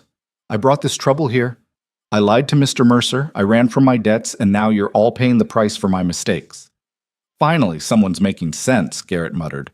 "But I'm not leaving," Vivian continued, and the room erupted again. "You have to... You're going to get us all killed." "Let her finish," Martha's voice cut through the chaos. "Let the girl speak." Vivian waited for quiet. When she spoke again, her voice was stronger. "I'm not leaving because running didn't work the first time. It won't work now. Crow will follow me wherever I go, and he'll keep hurting people until he gets what he wants. The only way to end this is to stop him, permanently." "And how do you propose we do that?" Coleman asked. "We got maybe 6 men who can shoot straight, and that's if we're generous with the definition. We don't fight him head on, we outsmart him." "Outsmart him how?" Vivian pulled out the maps she and Caleb had been studying. Crow's operation isn't just about collecting debts. He's running smuggled goods through this territory. Opium, stolen merchandise, maybe weapons. That's why he has resources to keep coming back. He's not just a loan shark. He's a criminal with supply lines and distribution networks. The room was silent now, everyone listening. If we can find his supply route and cut it off, we remove his power. Without resources, he can't hire more men, can't sustain attacks. He becomes just another bully instead of a real threat. "How do you know about supply routes?" someone asked suspiciously. "Because I ran my father's shipping business for 2 years. I know how logistics work, how criminals hide contraband in legitimate shipments. And I've been asking questions, gathering information." Vivian pointed to marks on the map. 3 separate people have mentioned seeing unmarked wagons moving through the canyon pass at odd hours. Always at night, always heavily guarded. That's not normal freight. Caleb leaned forward, studying the map. The canyon pass is 30 miles north. Rough terrain, easy to defend. But difficult to maintain during winter, Vivian said, which is coming soon. If we can block that pass or capture one of those wagons, we might find enough evidence to bring in federal marshals. Make this bigger than just a local problem. That's assuming we can even get close to those wagons without getting killed, Coleman said. But his tone had shifted from dismissive to thoughtful. I volunteer to scout it out, Billy Chen said, standing up. I know those canyons. Been hunting up there since I was 12. I'll go with him, Jack Morrison added. Owe it to Vivian for what she did for Tommy, and owe it to myself to fight back instead of just letting my barn burn. Others started volunteering, not everyone, but enough. The mood in the room had changed from hostile to cautiously hopeful. Garrett stood up, his expression sour. This is crazy. You're all going to get yourselves killed chasing some fantasy about supply routes and federal marshals. Maybe, Vivian said. But at least we'll be doing something instead of just waiting to die. The meeting broke up with no clear consensus, but something had shifted. People were talking to each other instead of just yelling, making plans instead of making accusations. Caleb caught up with Vivian outside the church. That was risky, giving them hope when we don't even know if this plan will work. Hope's better than fear. Fear makes people cruel. She pulled her shawl tighter against the evening chill. And I meant what I said. I'm done running. Whatever happens next, I face it here. Even if it means dying? Even then. Because at least here, I'll die trying to protect something. That's more than I had in Boston. They walked back to the boarding house together, the streets quiet except for the sound of their footsteps. Somewhere in the darkness, Crow was planning his next move. But for the first time since this started, Caleb felt like they might actually have a chance. Not a good chance. Not even a particularly realistic one. But a chance nonetheless. And sometimes, on the frontier, that was all you got. Billy Chen and Jack Morrison left before dawn, heading north toward the canyon pass, with enough supplies for 3 days of scouting. Caleb watched them ride out, a knot of worry tightening in his chest. They'll be careful, Vivian said beside him. She'd insisted on waking early to see them off, despite barely sleeping the night before. Careful doesn't matter if Crow's men spot them. Those canyons are a killing ground if you don't know what you're doing. Billy knows what he's doing. You said so yourself. Knowing and surviving aren't the same thing. They stood in silence as the riders disappeared into the pre-dawn darkness. The town was still asleep, windows dark, streets empty. It felt peaceful in a way that Caleb knew was deceptive. I should get back to the ranch, he said. Got livestock that won't feed themselves. Can I come with you? The request surprised him. Why? Because I'm tired of hiding in that boarding house. Because I want to see where you live. Because... She stopped, looking uncomfortable. Because I need to understand what kind of life I'm fighting for here. Caleb studied her face in the weak morning light. She looked exhausted, dark circles under her eyes. But there was determination there, too. It's not fancy, he warned. Just a working ranch. Lots of mud and manure. I spent the last 2 weeks helping Martha scrub floors and empty chamber pots. I think I can handle mud. They rode out together as the sun broke over the eastern ridge. Vivian sat behind Caleb again, her arms wrapped around his waist for balance. He could feel her breathing against his back, the warmth of her body despite the cold morning air. The ranch looked rough in the early light. Caleb saw it through her eyes.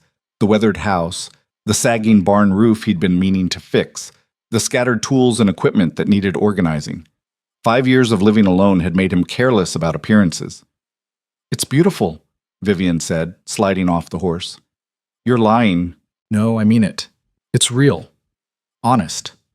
She turned slowly, taking in the valley, the mountains beyond, the vast emptiness that stretched in every direction. In Boston, everything was about appearances. Perfect houses, perfect manners, perfect lies. This is just life.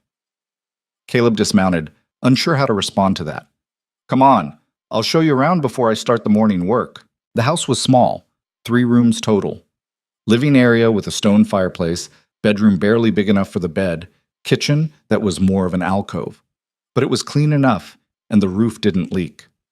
You built this yourself? Vivian asked, running her hand along the rough-hewn table. My father and I built it together. Took 2 summers. Caleb started a fire in the stove. Coffee? Please. They sat at the table while the coffee brewed, morning light streaming through the single window. Vivian looked around the room, her expression thoughtful. It must get lonely out here. All alone. I got used to it. After my father died, I told myself I preferred the solitude. And now? Now I'm not so sure. He poured coffee into 2 tin cups, handed her one. Having you around, having people around, it's complicated, but it's not as terrible as I thought it would be. Vivian smiled at that. High praise. It's honest. I know. That's what I like about you. You don't say things you don't mean. They drank their coffee in comfortable silence. Then Caleb showed her the ranch, the livestock pens, the chicken coop, the small vegetable garden that had gone wild with weeds. Vivian followed, asking questions, genuinely interested. Could you teach me? She asked while they were feeding the chickens. How to do this work? Why? You planning to become a rancher? I'm planning to be useful, to earn my place here.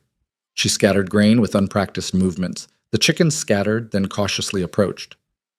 I've spent my whole life being ornamental. A governess is just a well-educated servant, really. I want to learn how to do real work.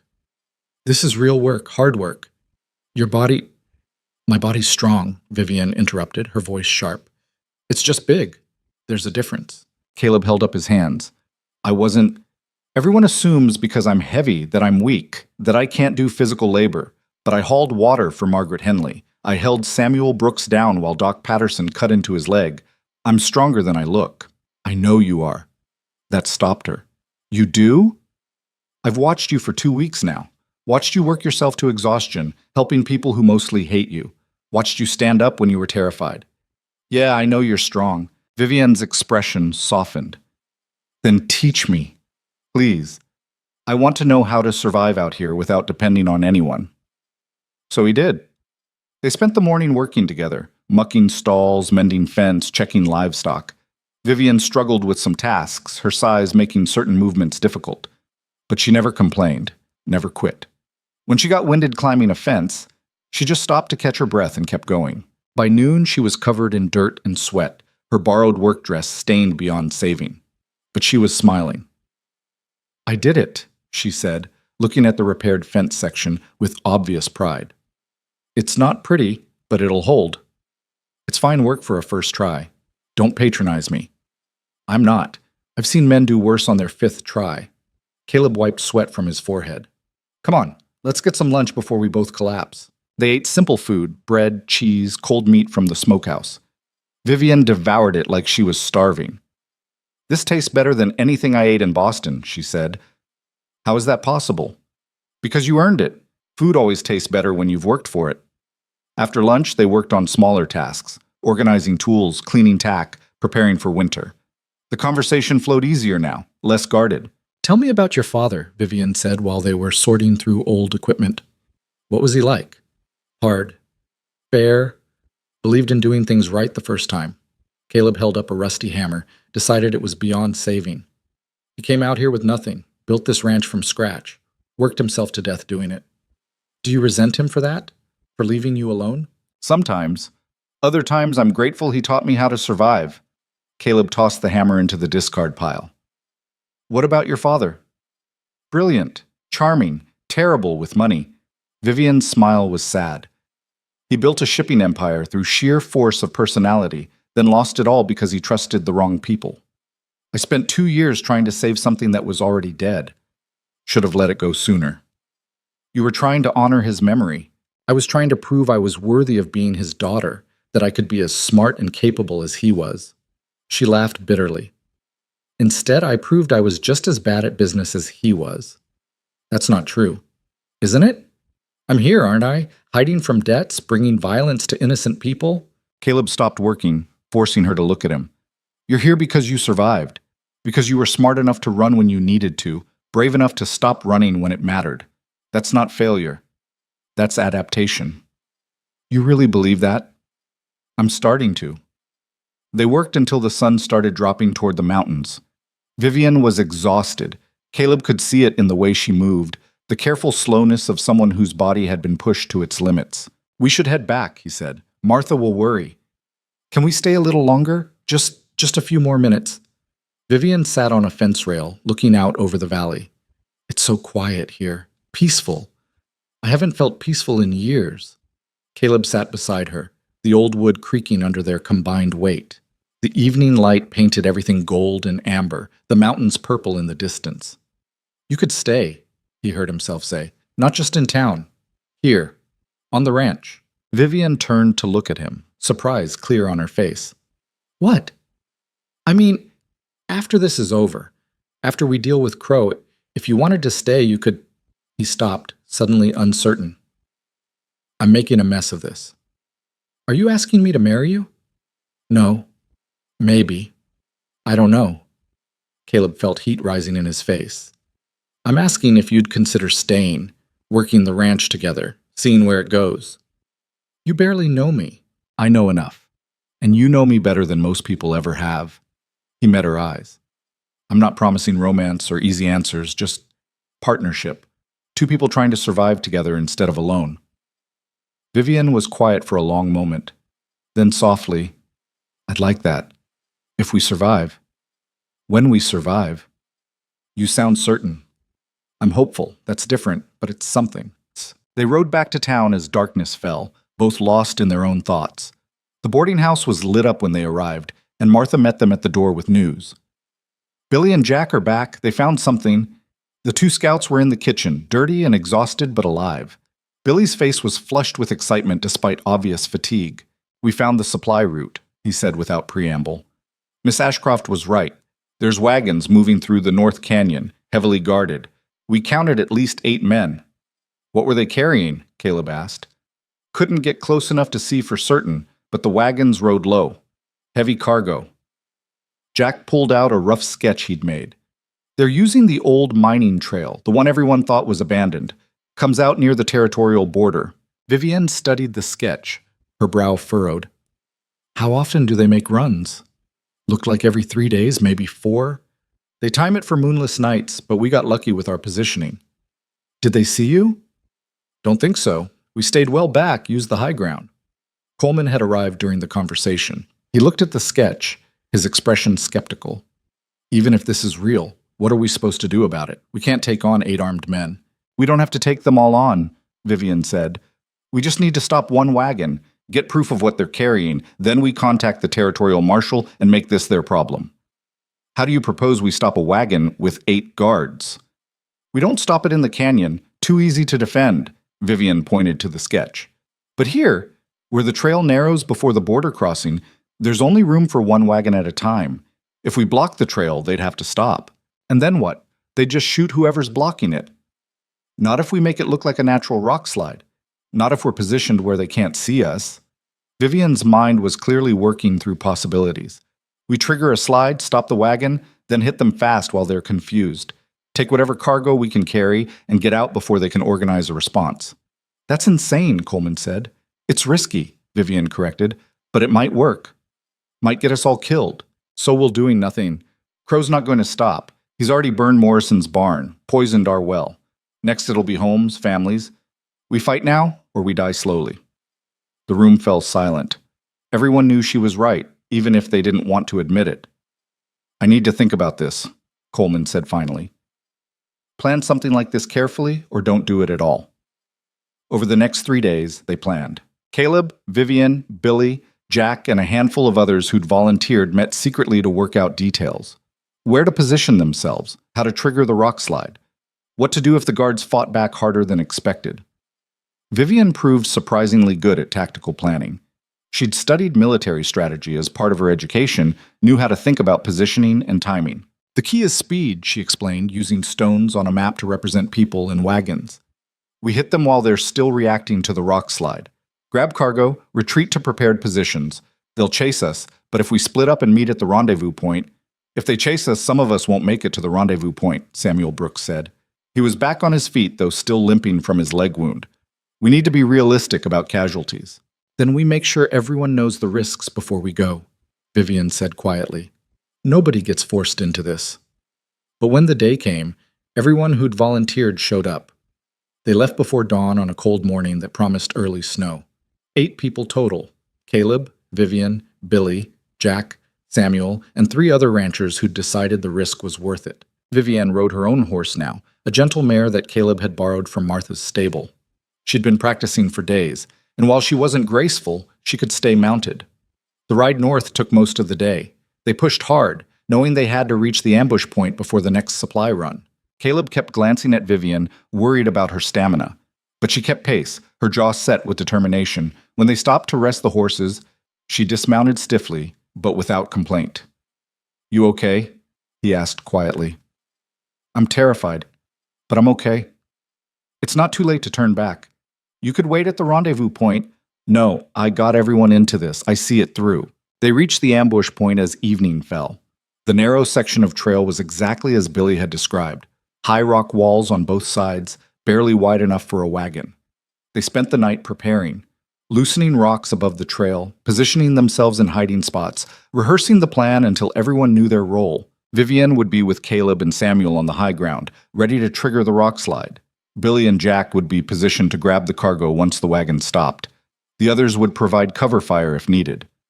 Remember, Vivian said during their final briefing, we're not trying to kill anyone. We just want the cargo and evidence. Get in, get out, don't be heroes. What if they don't give us a choice? One of the ranchers asked. Then you do what you have to do to survive. But unnecessary killing just makes us as bad as them. They settled into position as midnight approached. The temperature dropped, frost forming on the rocks. Caleb could see his breath in the moonless dark. Beside him, Vivian was shaking, not from cold, but from nerves. He put a hand on her shoulder. You don't have to be here. You've already done enough. I need to be here. Need to see this through. She met his eyes. And if something goes wrong, if I don't make it, don't talk like that. If I don't make it, she continued firmly, I want you to know that these weeks with you have been the best of my life, that you made me believe I was worth something again. Vivian, shh, they're coming. Caleb heard it too, the sound of wheels and horses moving slowly through the darkness. His heart started hammering. The wagon came into view exactly as Billy had described, large, covered, riding low with heavy cargo. 8 guards surrounded it, rifles ready, eyes scanning the darkness. They were professionals. This wasn't going to be easy. Caleb looked at Vivian. She nodded. He pulled the rope they'd rigged, and the carefully loosened rocks came crashing down onto the trail. The effect was immediate and chaotic. Horses screamed and reared. Men shouted. The wagon driver fought to control his team as rocks bounced around them. Now! Caleb shouted. Billy and Jack rushed from hiding, heading for the wagon, but the guards recovered faster than expected. Gunfire erupted, muzzle flashes bright in the darkness. Caleb returned fire, trying to provide cover. Beside him, Samuel's shotgun boomed. Below, Billy reached the wagon and pulled back the canvas cover. Even in the darkness, Caleb could see his shocked expression. It's opium! Crates of it! More gunfire. One of the ranchers went down, clutching his arm. Jack grabbed a small crate and ran, but the guards were organizing now, returning fire with deadly accuracy. Bullets whined off rocks near Caleb's head. Fall back, he shouted. We got what we need! Everyone started retreating to their horses. Everyone except Vivian. She was staring down at the wagon, at something Caleb couldn't see from his angle. Then she started moving down the slope toward it. What are you doing? Caleb shouted. Get back here! But Vivian wasn't listening. She half slid, half climbed down to the wagon, ignoring the bullets, ignoring everything. Caleb cursed and followed her, his heart in his throat. He found her at the wagon, pulling back more of the canvas. Her face was pale with shock. There's a girl, she said. There's a girl in here. Caleb looked. Chained to the wagon bed was a young woman, maybe 16, filthy and terrified. Not the only one either. He could see at least 2 more figures huddled in the darkness. They're smuggling people, Vivian breathed. Not just opium. People. A bullet splintered wood near Caleb's head. We need to go now. We can't leave them. We can't save them if we're dead. Vivian grabbed his arm, her grip desperate. I'm not leaving them. I won't. Another bullet, closer this time. The guards were closing in and Caleb's people were already retreating. He made a decision he hoped he wouldn't regret. Samuel, he shouted up to the high ground. Cover us. Everyone else, get those people out of the wagon. It was chaos after that. Billy and Jack came back, shooting and running at the same time. Samuel's shotgun kept the guards back, but not for long. They pulled 3 young women from the wagon, breaking their chains with rifle butts. One of the guards got close enough that Caleb had to shoot him. The man went down, and Caleb felt sick but didn't stop moving. Go, go, go, he shouted, pushing Vivian toward her horse. They ran through the darkness, half carrying the freed captives, bullets chasing them. One of the ranchers took a hit to the leg but kept moving. Samuel covered their retreat, firing until his ammunition ran out. Somehow, impossibly, they made it to the horses. The ride back was a nightmare. They pushed the horses hard, the freed women sharing mounts, everyone looking over their shoulders for pursuit that thankfully never came. They didn't stop until they reached the rendezvous point, a small canyon 5 miles south. Only then did Caleb take stock. One rancher with a flesh wound to the arm, another with a bullet in his leg that would need surgery. Samuel exhausted, but alive. Everyone else bruised and terrified, but intact. And three young women who stared at them with hollow eyes that had seen too much. Vivian dismounted and immediately went to them, speaking softly, checking for injuries. "You're safe now," she told them. "We're taking you somewhere safe." One of the girls, the youngest, started crying. Vivian pulled her into an embrace, holding her while she sobbed. Caleb watched, something shifting in his chest. This woman who'd arrived as a liar, a burden, someone to be mocked. She was risking everything for people she didn't even know. "We need to move," Billy said. "They might follow." "Let them," Samuel growled. "We got proof now. Opium, human trafficking. This is federal crime territory. Marshals will have to investigate." They rode through the night, reaching Black Hollow Ridge just as dawn broke. The town was waking up, and people stopped to stare at the bedraggled group riding in. Coleman met them in the street, his expression shifting from anger to shock as he saw the freed women. "What the hell happened up there?" "We found Crow's operation," Caleb said, dismounting. "And it's worse than we thought." Word spread fast. By noon, the whole town knew about the opium and the trafficking. The three rescued women stayed at the boarding house under Martha's protection, their stories slowly emerging over the next few days. They'd been taken from settlements across the territory, sold by their own desperate families, or simply kidnapped. They were being transported east to be sold again, to worse fates than they'd already endured. The town's attitude shifted overnight. Whatever resentment remained toward Vivian evaporated in the face of what she'd helped uncover. "She didn't have to go up there," Margaret Henley said to a group gathered at the general store. "Could have stayed safe in town. But she risked her life to save those girls. Still brought Crow here in the first place," Garrett muttered, but his heart wasn't in it anymore. Coleman sent word to the territorial marshal about what they'd found. The response came back within days. Federal agents were being dispatched to investigate, and they wanted everyone involved to give statements. But Crow knew what had happened, knew his operation was exposed, and he was coming for revenge. The attack came 3 days after the canyon raid. Caleb was at his ranch when he saw the smoke rising from town. Black, thick smoke that could only mean one thing: fire. He rode hard, his heart pounding. Please not the boarding house. Please not. But it wasn't the boarding house. It was worse. The school was burning, and according to frantic townspeople, there were children inside. Vivian was already there when Caleb arrived, trying to get past the flames. Martha and 2 other women were holding her back. "Let me go," Vivian was screaming. "There are children in there." "The door's blocked from outside," someone shouted. "We can't get to them." Caleb could hear them, small voices crying, screaming. The sound cut through him like a knife. "The back window," Billy Chen gasped, running up. "It's small, but—" "I can't fit through it," Jack said, already trying. "It's too narrow." Caleb tried next, got his shoulders wedged, and couldn't go further. The window was barely 2 feet wide. "I can fit." Everyone turned. Vivian stood there, her face set with determination. "You can't," Martha started. "I can fit, and I'm going." Vivian was already moving toward the back of the building. "Someone boost me up." "You'll die in there." Caleb grabbed her arm. "Those children will die if someone doesn't go." She pulled free. "I can do this. I have to do this." Caleb looked at her face and saw the same certainty he'd seen when she set Tommy Henley's arm. When she stood up to Crow's men, when she rode into danger at the canyon, he boosted her up to the window. Vivian squeezed through, her size making it difficult but not impossible. She disappeared into the smoke-filled building. The next minutes were the longest of Caleb's life. He could hear her voice inside, calling to the children, calm despite the roar of flames. "Come to my voice. I've got you. Stay low." One by one, children started appearing at the window. Vivian lifted them up, pushed them through to waiting arms outside. 6 kids. 7. 8. The roof was starting to collapse, burning timber falling inside. "Vivian, get out!" Caleb shouted. "One more! There's one more! I've got her!" A little girl came through the window, coughing but alive. Then silence. "Vivian." Nothing. "No." Caleb started for the building, but Jack and Billy grabbed him. "It's too late. The whole thing's coming down." Then Vivian appeared at the window, her face black with soot, her clothes smoking. She tried to pull herself through but got stuck, her size working against her.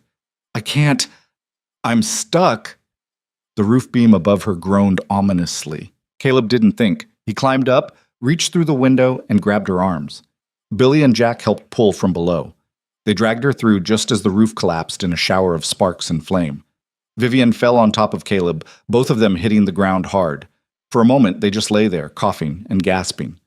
Then Vivian started laughing, wild, borderline hysterical laughter mixed with tears. "We did it! We got them all out! All of them!" Caleb held her as she cried and laughed, feeling her heartbeat racing against his chest. Around them, parents were gathering their children, crying with relief. Margaret Henley knelt beside them, tears streaming down her face. "You saved my Tommy. Again. You saved all of them." Other voices joined in, gratitude pouring from people who'd once wanted Vivian gone. But Caleb was focused on one thing, the rage building in his chest. This wasn't an accident. Someone had blocked that door from outside. Someone had started this fire knowing children were inside. "Where's Coleman?" he asked, helping Vivian to her feet. "Here." The sheriff pushed through the crowd, his face dark with fury. This was deliberate. Multiple witnesses saw 3 men on horseback riding away right after the fire started. Crow. Has to be. He's making his final move, trying to break us completely. "Then we end this," Caleb said. "Tonight. We find him, and we end it." "With what? We got maybe a dozen men who can fight, and half of them are injured." "Then we fight with what we have." Vivian grabbed his arm, her soot-covered face fierce. "Not without me. You nearly died in there, and I'll die out there if that's what it takes to stop him." She looked around at the destroyed school, at the crying children, at the fear on every face. "He did this because of me. I finish it." Before Caleb could argue, a rider came thundering into town from the south. One of the ranchers they'd posted as lookout. "They're coming! Crow and at least 20 men! They're heading straight for town!" Panic erupted. People screamed, grabbed their children, ran for their homes. "Everyone who can fight, get your weapons," Coleman shouted. "Women and children to the church. It's stone, hardest to burn." Chaos as the town mobilized. Caleb looked at Vivian, saw his own fear reflected in her eyes. "This is it," he said. "This is it," she agreed. They had maybe 30 minutes before Crow arrived. 30 minutes to prepare for a battle they probably couldn't win. But they'd try anyway, because that's what you did on the frontier. You fought, and if you died standing. The men took positions along the main street, behind water troughs, in second-story windows, anywhere that offered cover and a clear line of sight. Caleb counted heads. 14 men with guns, against 20 or more. The math was brutal. "We can't win this straight up," Samuel said, checking his shotgun. His wounded leg was wrapped tight, but he refused to sit out. "They'll overwhelm us in minutes." "Then we don't fight straight up," Vivian said.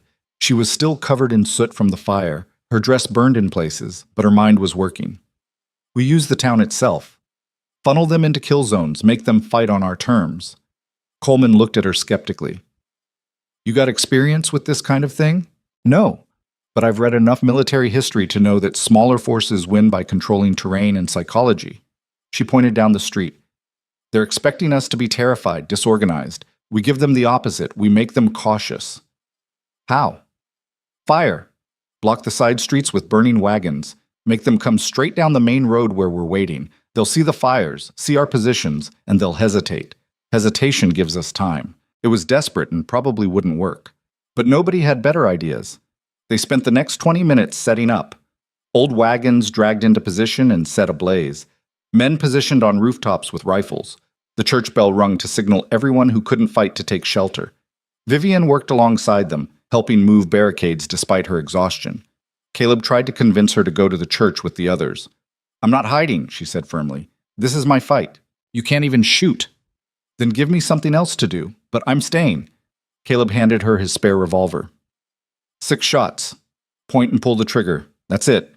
She took the gun with shaking hands. "I've never shot anyone. Hope you don't have to start today." They took position behind the water trough outside the general store. From here they could see the entire main street, and the dust cloud rising from the south where Crow's men were approaching. "I'm scared," Vivian said quietly. "Me too." "What happens if we lose?" "We don't think about that." "Caleb, we don't think about that," he repeated, loading his rifle. "We fight. We survive. That's all there is." The dust cloud grew closer. Caleb could see riders now, dark shapes against the afternoon sun. Too many of them. "Hold your fire until I give the signal," Coleman shouted from his position. Make every shot count. The riders slowed as they entered town, seeing the burning wagons, the armed men in windows. Silas Crow rode at the front, his shoulders still bandaged from the last fight. His scarred face was twisted with rage. You made a mistake, Mercer, Crow's voice echoed down the empty street. Thought you could steal from me, destroy my operation? Now you're all going to pay. You set fire to a school with children inside, Caleb shouted back. You're done, Crow. Federal marshals are already on their way. Marshals won't get here in time to save you, Crow gestured to his men. Kill everyone. Burn everything. I want this town erased from the map. The shooting started. Bullets tore through the air, shattering windows, splintering wood. Caleb fired back, his rifle bucking against his shoulder. Beside him, Vivian ducked low, her hands over her ears. One of Crow's men went down, then another. But there were too many of them, spreading out, finding cover, returning fire with professional precision. They're flanking us, Billy Chen shouted from a rooftop. East side! Caleb saw them, 5 riders trying to circle around through the alley between the general store and the saloon. If they got through, they'd be behind the town's defenses. I got them! Samuel limped toward the alley, shotgun ready. But he was too slow, his wounded leg betraying him. One of the riders got a clear shot. Samuel went down hard. No!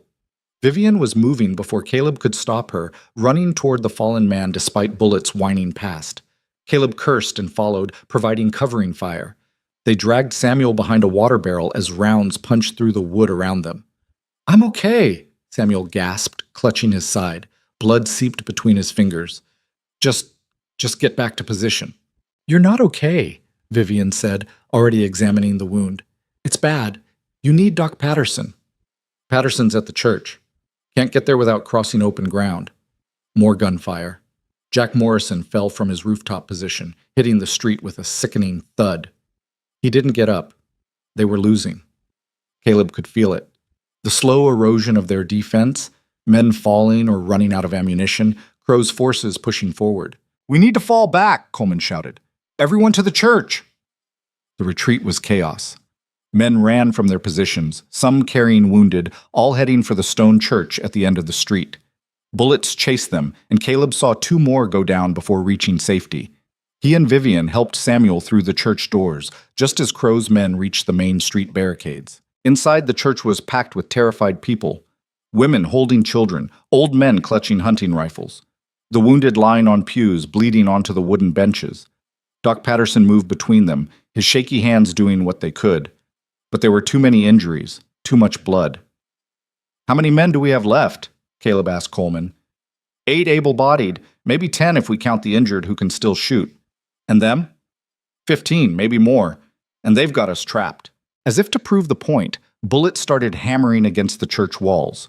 The stone held, but the windows shattered, glass raining down on the people huddled inside. A child screamed, a woman sobbed.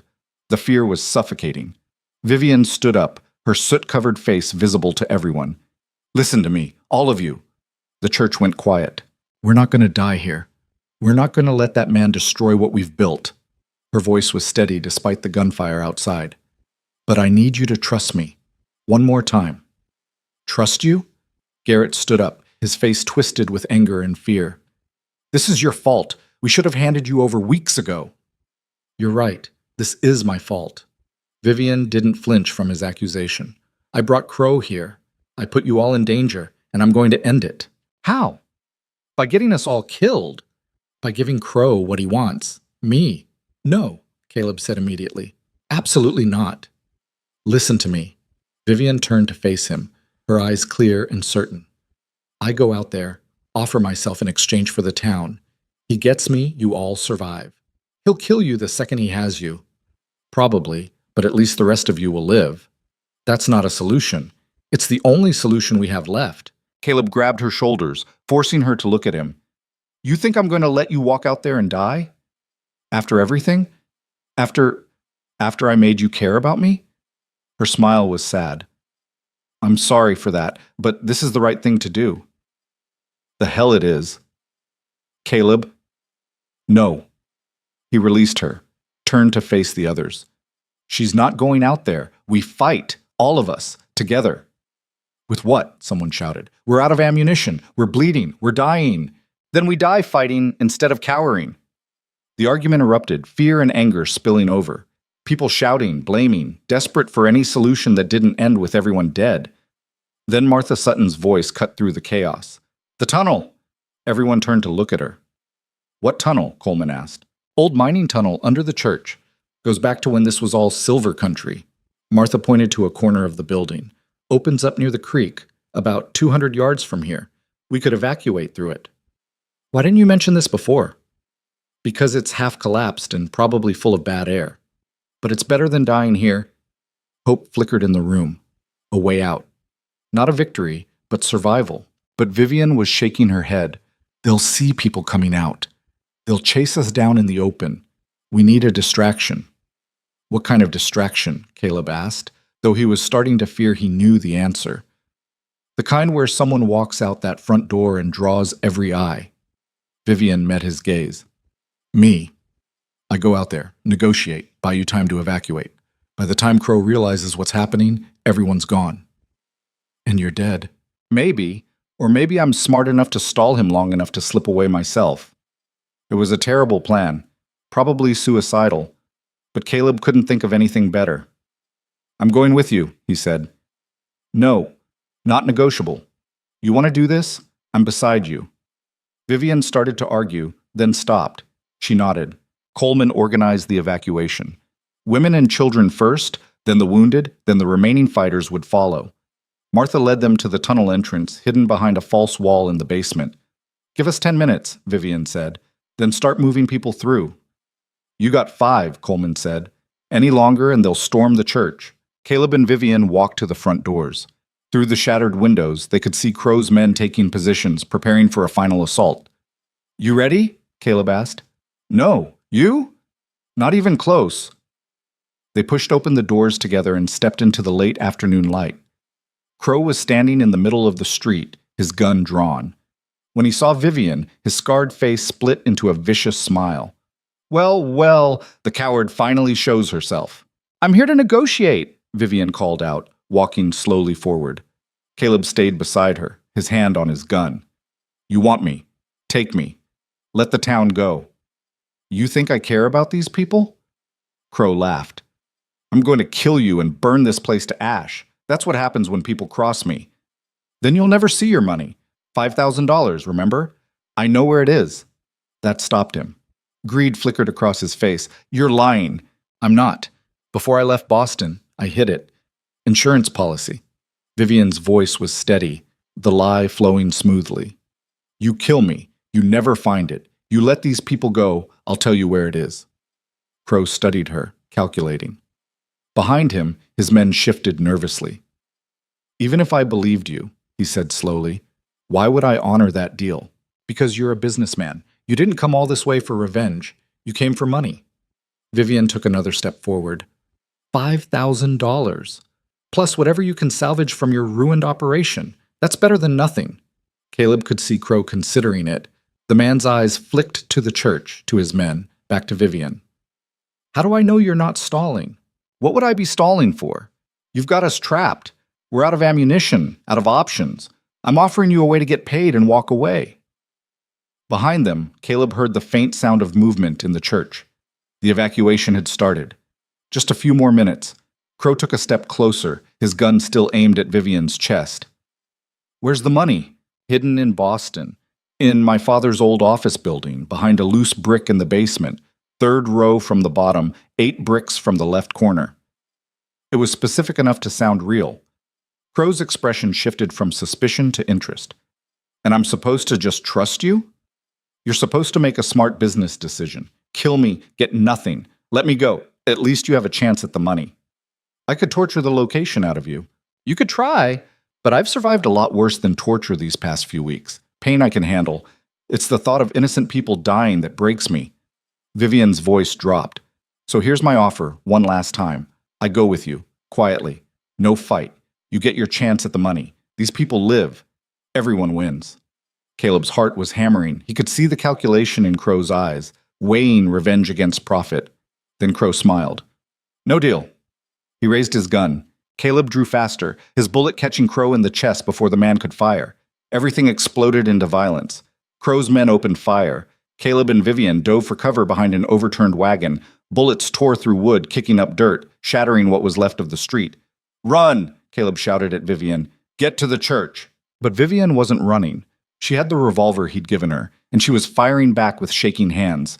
Her shots went wild, but they made Crow's men duck for cover. Then, impossibly, there was more gunfire, but from behind Crow's position. Caleb risked a look and saw riders pouring into town from the south. 20, 30 men on horseback, all armed, all shooting at Crow's forces. "Federal marshals!" someone shouted. "The marshals are here!" The tide turned in seconds. Crow's men, caught between two forces, tried to fight but were quickly overwhelmed. Some threw down their weapons, others tried to run and were cut down. It was over in less than 5 minutes. Caleb stayed behind the wagon, his gun still raised, not quite believing what he was seeing. Beside him, Vivian was crying, great heaving sobs of relief and exhaustion.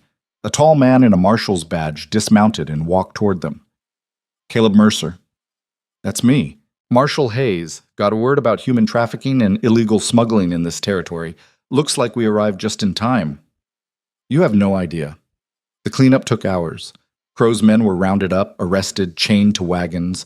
The wounded were tended to, bodies were covered and carried away. Silas Crow lived barely. Caleb's shot had caught him in the chest but missed vital organs. He'd stand trial for his crimes, probably hang. The church evacuation was called off. People emerging from the tunnel to find their town still standing, their lives saved by the thinnest of margins. Jack Morrison was alive, hurt badly but alive. Samuel Brooks would recover. They'd lost 2 men in the fighting, 2 more who'd bled out before Doc Patterson could reach them. It could have been so much worse. As night fell, Caleb found Vivian sitting on the boarding house steps, staring at nothing. She was still covered in soot and blood, her dress ruined, her hair a tangled mess. "You should rest," he said, sitting beside her. "I can't. Every time I close my eyes, I see that gun pointed at us. See Crow's face. He's gone. It's over."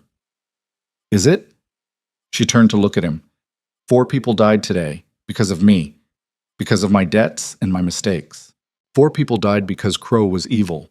That's not on you. Isn't it? Caleb took her hand. "Listen to me. You've spent weeks blaming yourself for things that weren't your fault. Your father's business failing, that wasn't your fault. Crow being a monster, not your fault. Those men dying today, they chose to fight. They chose to protect this town. That's on them, not you. But no buts. You want to honor those men? You live. You stay here, and you build something good. You make their sacrifice mean something." Vivian was quiet for a long moment. Then, softly, "I don't know if I can." "You can. I've watched you do impossible things for a month now. This is just one more." Marshal Hayes found them there an hour later. He had questions, lots of them, about Crow's operation, about the trafficking, about the opium. Caleb and Vivian answered them all, their story corroborated by dozens of witnesses. "You're lucky to be alive," Hayes said when they finished. "Both of you. That was a hell of a risk you took." "Didn't have much choice," Caleb said. "Maybe not, but you made the right calls." Hayes pulled out a document. "Speaking of which, Miss Ashcroft, I need to discuss your legal situation." Vivian paled. "My debts." "Your debts to Silas Crow are void. He was operating an illegal lending operation, charging interest rates that violate federal law. Any agreements you signed are null and void." What? "You don't owe him anything. Legally, you never did." Hayes smiled. "Also, there's a reward for information leading to the arrest of trafficking operations. $500. It's yours if you want it." Vivian started laughing, that same wild, borderline hysterical laugh from the fire. "I'm not in debt. I'm free? Free and clear, though you'll need to testify at the trial." "I'll testify. I'll tell them everything." Hayes left them with instructions to report to the territorial courthouse in 3 weeks. When he was gone, Vivian turned to Caleb with tears streaming down her face. "It's over. It's really over." "Yeah, it is." "What do I do now?" Caleb pulled her close, wrapping his arms around her substantial frame. "Now you figure out who you want to be, without the debts, without the fear. Just you." "I want to stay here. Is that crazy?" "Probably, but I want you to stay too." "Even though I lied to you? Even though I'm not the woman you were expecting?" "Especially because you're not that woman. The woman I was expecting would have broken the first time someone mocked her, would have run the first time things got hard. You're not her. You're stronger. I don't feel strong. You saved 9 children from a burning building today. You stood up to a killer. You held this town together when it was falling apart. That's strong. Vivian pulled back to look at him. Are you going to ask me to marry you? The question caught him off guard. Eventually? Maybe? I haven't thought that far ahead. Good, because I'm not ready for that yet. I need time to figure out who I am without being defined by some man, even a good man like you. So what do you want? I want to work, help Doc Patterson with his practice, maybe teach at the school once it's rebuilt. I want to earn my place here for real. She hesitated. But I also want, would you teach me to run the ranch? Really teach me, not just the basics? You want to be a rancher? I want to be capable, self-sufficient. I want to know I can survive out here on my own strength, not just by depending on someone else's kindness. Caleb nodded slowly. I can do that. But it's hard work. Everything worth doing is hard work. I'm learning that. They sat together on the steps as the town slowly came back to life around them. People emerged from hiding, started cleaning up damage, checking on neighbors. The resilience of frontier life, knocked down but not destroyed. Over the next few weeks, Black Hollow Ridge rebuilt. The school went up again, this time with stone walls that wouldn't burn. Morrison's barn was reconstructed with help from every able-bodied man in the settlement. The poisoned well was replaced with a deeper one that produced clear water. And Vivian became part of the fabric of the town. She worked alongside Doc Patterson, learning proper medical care. She helped organize food distribution for families who'd lost supplies in the attacks. She taught reading and arithmetic to children in the temporary school. And 3 times a week, she rode out to Caleb's ranch and learned to work the land. It was brutal at first. Her body wasn't built for the constant physical labor, and she struggled with tasks that came easily to people who'd grown up doing them. But she kept at it, building strength and skill gradually. Caleb watched her transform. Not physically, she was still heavy, still moved with the same careful grace. But she carried herself differently, stood straighter, spoke with more confidence. One evening, 6 weeks after the final battle with Crow, they were mending fence together when Vivian stopped and looked out over the valley. I'm happy, she said, surprised by her own words. For the first time in years, I'm actually happy. Yeah? Yeah, it's strange. I have less than I did in Boston. Smaller house, harder work, fewer luxuries, but I'm happy. That's because you're not just existing anymore. You're living. When did you get so wise? I didn't. I just got honest. Caleb set down his tools. For 5 years, I told myself I was fine alone, that I didn't need anyone. But I was lying to myself. I was existing too, not living. And now? Now I'm starting to remember what living feels like. Vivian smiled. We're a mess, aren't we? 2 broken people trying to figure out how to be whole. Maybe. But we're figuring it out together. That's got to count for something. The trial happened in early November. Caleb and Vivian traveled to the territorial courthouse to testify against Crow and his organization. The evidence was overwhelming. The rescued women's testimony, the seized opium, financial records showing the illegal lending operation. Crow was sentenced to hang. His men got varying sentences, most of them long enough to ensure they'd never threaten anyone again. Walking out of the courthouse, Vivian felt like she'd shed an invisible weight she'd been carrying for years. It's really over, she said. All of it. All of it, Caleb agreed. They returned to Black Hollow Ridge to find the town planning a celebration. Not for the trial's outcome exactly, more for the simple fact that they'd all survived and were moving forward. The gathering was held at the rebuilt school. The whole community crammed into the new building. There were speeches, awkward and heartfelt. Margaret Henley spoke about how Vivian had saved her son twice. Doc Patterson talked about having a capable assistant for the first time in 20 years. Then Coleman stood up, his weathered face serious. We're a small town. We don't have much. But we got something most places don't. We got people who fight for each other, who stand up when it matters. He looked directly at Vivian. Miss Ashcroft, you came here under false pretenses. You brought trouble to our door, but you also showed us what real courage looks like. You earned your place here. The room erupted in applause.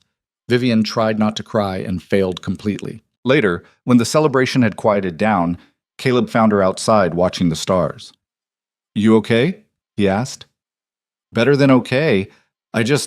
I never thought I'd find a place where I belonged, where people saw past my size, past my mistakes. They see you, the real you. Caleb hesitated, then said, I see you too, and I love what I see. Vivian turned to face him, surprise clear on her face. You love me? I'm starting to. Is that okay? I think I'm starting to love you too. Is that crazy? After everything? Probably, but I'm okay with crazy. They stood together under the vast Wyoming sky, two imperfect people who'd found each other in the least likely way possible. Spring came to Black Hollow Ridge with wild flowers and new growth. Vivian had moved to Caleb's ranch over the winter, not as his wife yet, but as his partner. They worked the land together, building something neither could have managed alone. The proposal came on an ordinary day in late April. They were checking fence line, covered in mud and sweat, when Caleb just said it. Marry me. Vivian looked up from the post she was hammering. What? Marry me. Not because you need protection or because I need help with the ranch, just because I want to spend my life with you. That's the worst proposal I've ever heard. It's the only proposal you've ever heard. Fair point. She set down the hammer. Yes. Yes? Yes, I'll marry you, on one condition. What's that? We're partners, equal partners, in everything. I wouldn't have it any other way. The wedding was simple. No fancy dress, no elaborate ceremony, just two people standing before the town that had once rejected them both, making promises they intended to keep. Vivian wore a practical dress that Martha had helped her sew. Caleb wore his best shirt with the sleeves rolled up because he'd been working until the last minute. Coleman performed the ceremony, his gruff voice surprisingly gentle. Do you, Caleb Mercer, take this woman to be your wife? I do. And do you, Vivian Ashcroft, take this man to be your husband? I do. Then by the authority vested in me by the Wyoming Territory, I pronounce you married. Kiss her before I change my mind. Caleb kissed her, not a gentle romantic kiss, but a real one, full of promise and imperfection. The celebration afterward was loud and joyful. People who'd once wanted her gone now welcomed her as family. Children who'd hidden from her now climbed on her lap, asking for stories. Late in the evening, Caleb and Vivian slipped away from the party, riding back to their ranch under a sky full of stars. We did it, Vivian said, leaning against him as the horse walked slowly homeward. We actually survived. More than survived. We built something. A life. A good life. Years later, travelers passing through Black Hollow Ridge would hear the story about the rancher who'd ordered a mail-order bride and got a woman who changed everything. About the woman who'd arrived carrying nothing but debts and lies, who'd become the heart of a community that once rejected her. Some versions made it romantic, adding details that never happened. Some made it more dramatic, turning Crow into a bigger villain than he was. But the core truth remained. Two people who should never have worked together built something stronger than either could have managed alone. Not because they were perfect, they never would be perfect, but because they were real with each other, honest, present. Vivian never became thin. Her body stayed large, and she never apologized for it again. Instead, she proved every day that strength had nothing to do with size. That worth wasn't measured by appearance. She helped Doc Patterson establish a real medical clinic. She taught 3 generations of children to read. She worked the ranch alongside Caleb, her hands growing calloused and capable. And when people asked her about those early days, about the fear and rejection and violence, she would smile and say something that became part of her legend. The frontier doesn't care about your past. It only cares about what you're willing to become, Caleb would add, and what you're willing to fight for. Because that was the truth neither of them had understood when they started this journey, that you don't find your place in the world by being what others expect. You find it by being stubborn enough to stand your ground, brave enough to keep trying, and honest enough to let people see who you really are. The frontier broke most people who came to it unprepared, but sometimes, rarely, wonderfully, it forged them into something stronger than they'd ever imagined possible. Vivian Ashcroft had stepped off that train as a desperate woman running from her mistakes. She became something far better, a person who stood firm, who fought for others, who proved that the greatest strength comes not from being unbreakable, but from standing back up every time you fall. And in the end, that was the only thing that mattered on the frontier. Not whether you were beautiful or wealthy or came from the right family, just whether you had the courage to keep standing when everything tried to knock you down. Vivian had that courage. So did Caleb. Together, they proved that sometimes the people who don't fit the mold are exactly the ones who change everything.